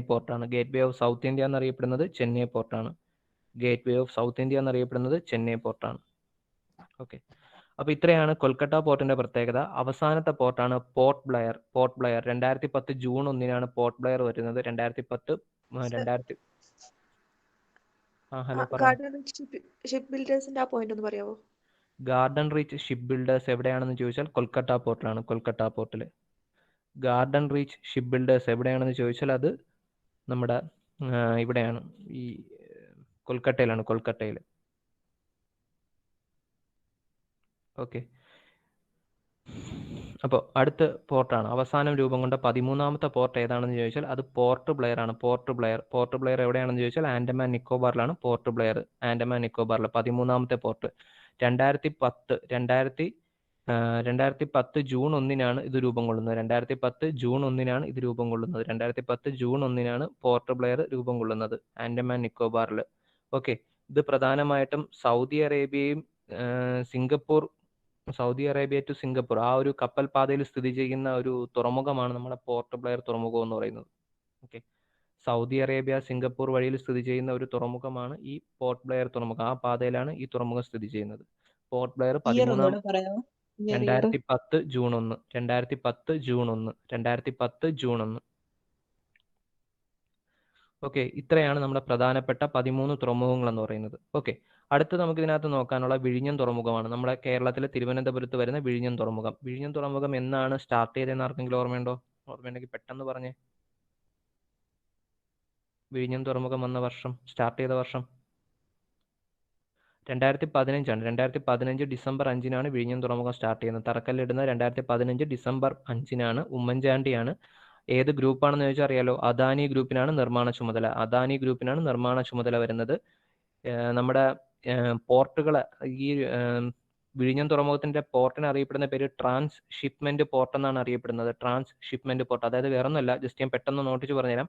നമുക്ക് പോർട്ടിനെ ഗേറ്റ് വേ പോർട്ട് എന്നും ട്രാൻസ് ഷിപ്മെന്റ് പോർട്ട് എന്നും തിരിക്കാൻ പറ്റും. ഗേറ്റ് വേ പോർട്ട് എന്ന് പറയുമ്പോഴേക്കും ഷിപ്പുകളെ നമുക്ക് അതിന്റെ തീരപ്രദേശങ്ങളിൽ ലോഡിങ്ങും അൺലോഡിങ്ങും ഒക്കെ ചെയ്യുന്ന പ്രോസസ്സിനെയാണ് നമ്മൾ ഗേറ്റ് വേ പോർട്ട് എന്ന് പറയുന്നത്. ട്രാൻസ് ഷിപ്മെന്റ് പോർട്ട് എന്ന് വെച്ചാൽ ഒരു മദർ ഷിപ്പ് കാണും, കുറെ ഡോട്ടർ ഷിപ്പും കാണും. നമ്മൾ അങ്ങനെയാണ് പറയുന്നത്, മദർ ഷിപ്പും ഡോട്ടർ ഷിപ്പും. മദർ ഷിപ്പിൽ നിന്നുള്ള സാധനങ്ങൾ നമുക്ക് ഡയറക്റ്റ് ആയിട്ട് ഡോട്ടർ ഷിപ്പിലോട്ട് ട്രാൻസ്ഫർ ചെയ്യാൻ പറ്റും. അതിനെയാണ് നമ്മൾ എന്തെന്ന് വിളിക്കുന്നത്? ട്രാൻസ് ഷിപ്മെന്റ് പോർട്ട് എന്ന് പറയുന്നത്. അതായത് നമുക്ക് 2 കപ്പലുകൾ തന്നെ ആ സമയത്തോടെ 2ഓ അതിലധികം കപ്പലുകളോ നമുക്കവിടെ നിർത്താൻ പറ്റണം. അപ്പോൾ അതൊക്കെ ആയിട്ട് ബന്ധപ്പെട്ടതാണ് ട്രാൻസ്ഷിപ്മെന്റ് പോർട്ട് എന്നൊക്കെ പറയുന്നത്. അപ്പോൾ ട്രാൻസ്ഷിപ്മെന്റ് പോർട്ടിന് ഉദാഹരണമാണ് നമ്മൾ ഈ വരാൻ പോകുന്ന വിഴിഞ്ഞം പോർട്ട് എന്ന് പറയുന്നത്. അദാനി ഗ്രൂപ്പാണ്. ഉമ്മൻചാണ്ടിയുടെ സമയത്താണ്. 2015 ഡിസംബർ 5-നാണ്. ഇത്രയും കാര്യങ്ങൾ അതൊന്ന് ഓർത്ത് വെച്ചിരിക്കുക. ഓക്കെ. അതുപോലെ 2-3 പോയിന്റ്സ് കൂടെ ഒന്ന് ഓർത്ത് വെച്ചിരിക്കുക. ഇന്ത്യയിലെ ആദ്യത്തെ പ്രൈവറ്റ് പോർട്ട് ഏതാണെന്ന് ചോദിച്ചാൽ പിപ്പാവാവാണ്. ഇന്ത്യയിലെ ആദ്യത്തെ പ്രൈവറ്റ് പോർട്ട് ഏതാണെന്ന് ചോദിച്ചാൽ പിപ്പാവാവാണ്. പിപ്പാവാവാണ് ഇന്ത്യയിലെ ആദ്യത്തെ പ്രൈവറ്റ് പോർട്ട്. ഇന്ത്യയിലെ ഏറ്റവും വലിയ പ്രൈവറ്റ് പോർട്ട് ഏതാണെന്ന് ചോദിച്ചാൽ മുന്ദ്ര പോർട്ടാണ്. മുന്ദ്ര പോർട്ട്. മുന്ദ്ര. അതും ഗുജറാത്തിലാണ്. ഇന്ത്യയിലെ ഏറ്റവും വലിയ പ്രൈവറ്റ് പോർട്ട് ഏതാണെന്ന് ചോദിച്ചാൽ മുന്ദ്ര പോർട്ടാണ്. മുന്ദ്ര പോർട്ട്. ഏറ്റവും ആഴം കൂടിയ തുറമുഖം ഏതാണെന്ന് ചോദിച്ചാൽ, ആഴം കൂടിയ തുറമുഖം ചോദിച്ചാൽ അത് ഗംഗാവാരമാണ്. ഗംഗാവാരം ആന്ധ്രാപ്രദേശാണ്. ഗംഗാവാരം ആന്ധ്രാപ്രദേശ്. 21 മീറ്ററാണ് ആഴം. ഇന്ത്യയിലെ ഏറ്റവും ആഴം കൂടിയ തുറമുഖം ഏതാണെന്ന് വെച്ചാൽ ഗംഗാവാരമാണ്, ആന്ധ്രാപ്രദേശ്.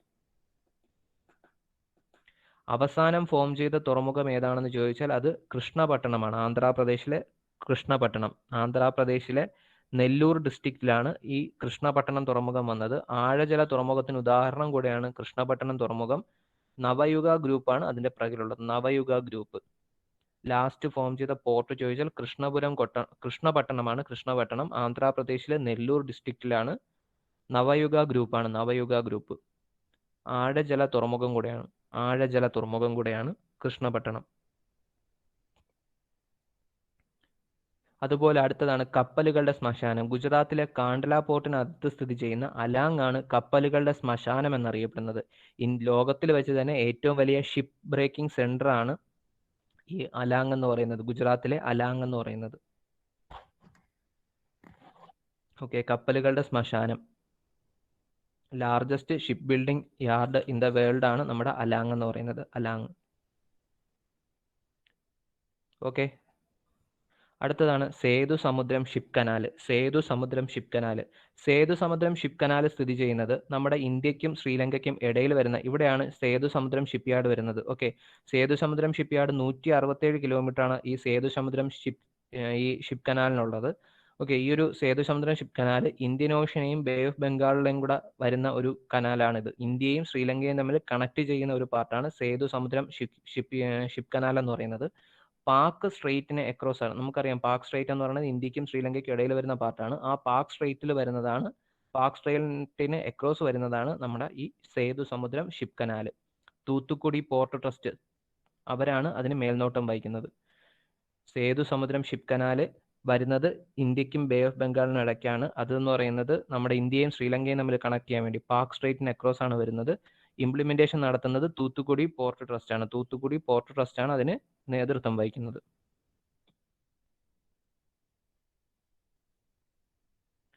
ഇത്രയൊക്കെ അല്ലേ? ഇത്രയൊക്കെ അല്ലേ? ഒരു 2 പോയിന്റ് കൂടെ പറയാനുണ്ട്, അതുകൊണ്ടാണ് ഞാൻ ഓട്ടിച്ചു പോകുന്നത്. പോട്ടെ, അടുത്തിലോട്ട് പോകാമല്ലോ അല്ലേ? ഓക്കെ അല്ലേ എല്ലാവരും?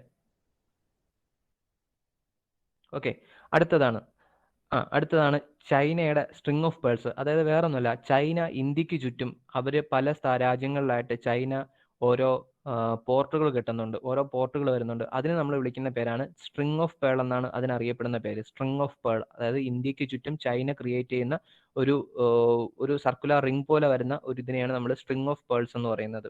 ഓക്കെ, അത് നമ്മൾ ഓർക്കേണ്ട 2 കാര്യം ഇത്രയേ ഉള്ളൂ. ഒന്ന്, പാകിസ്ഥാനിൽ ചൈന ചെന്ന് പണി കൊടുത്ത ഒരു തുറമുഖമുണ്ട്, അതിന്റെ പേരാണ് ഗദ്ദാർ തുറമുഖം.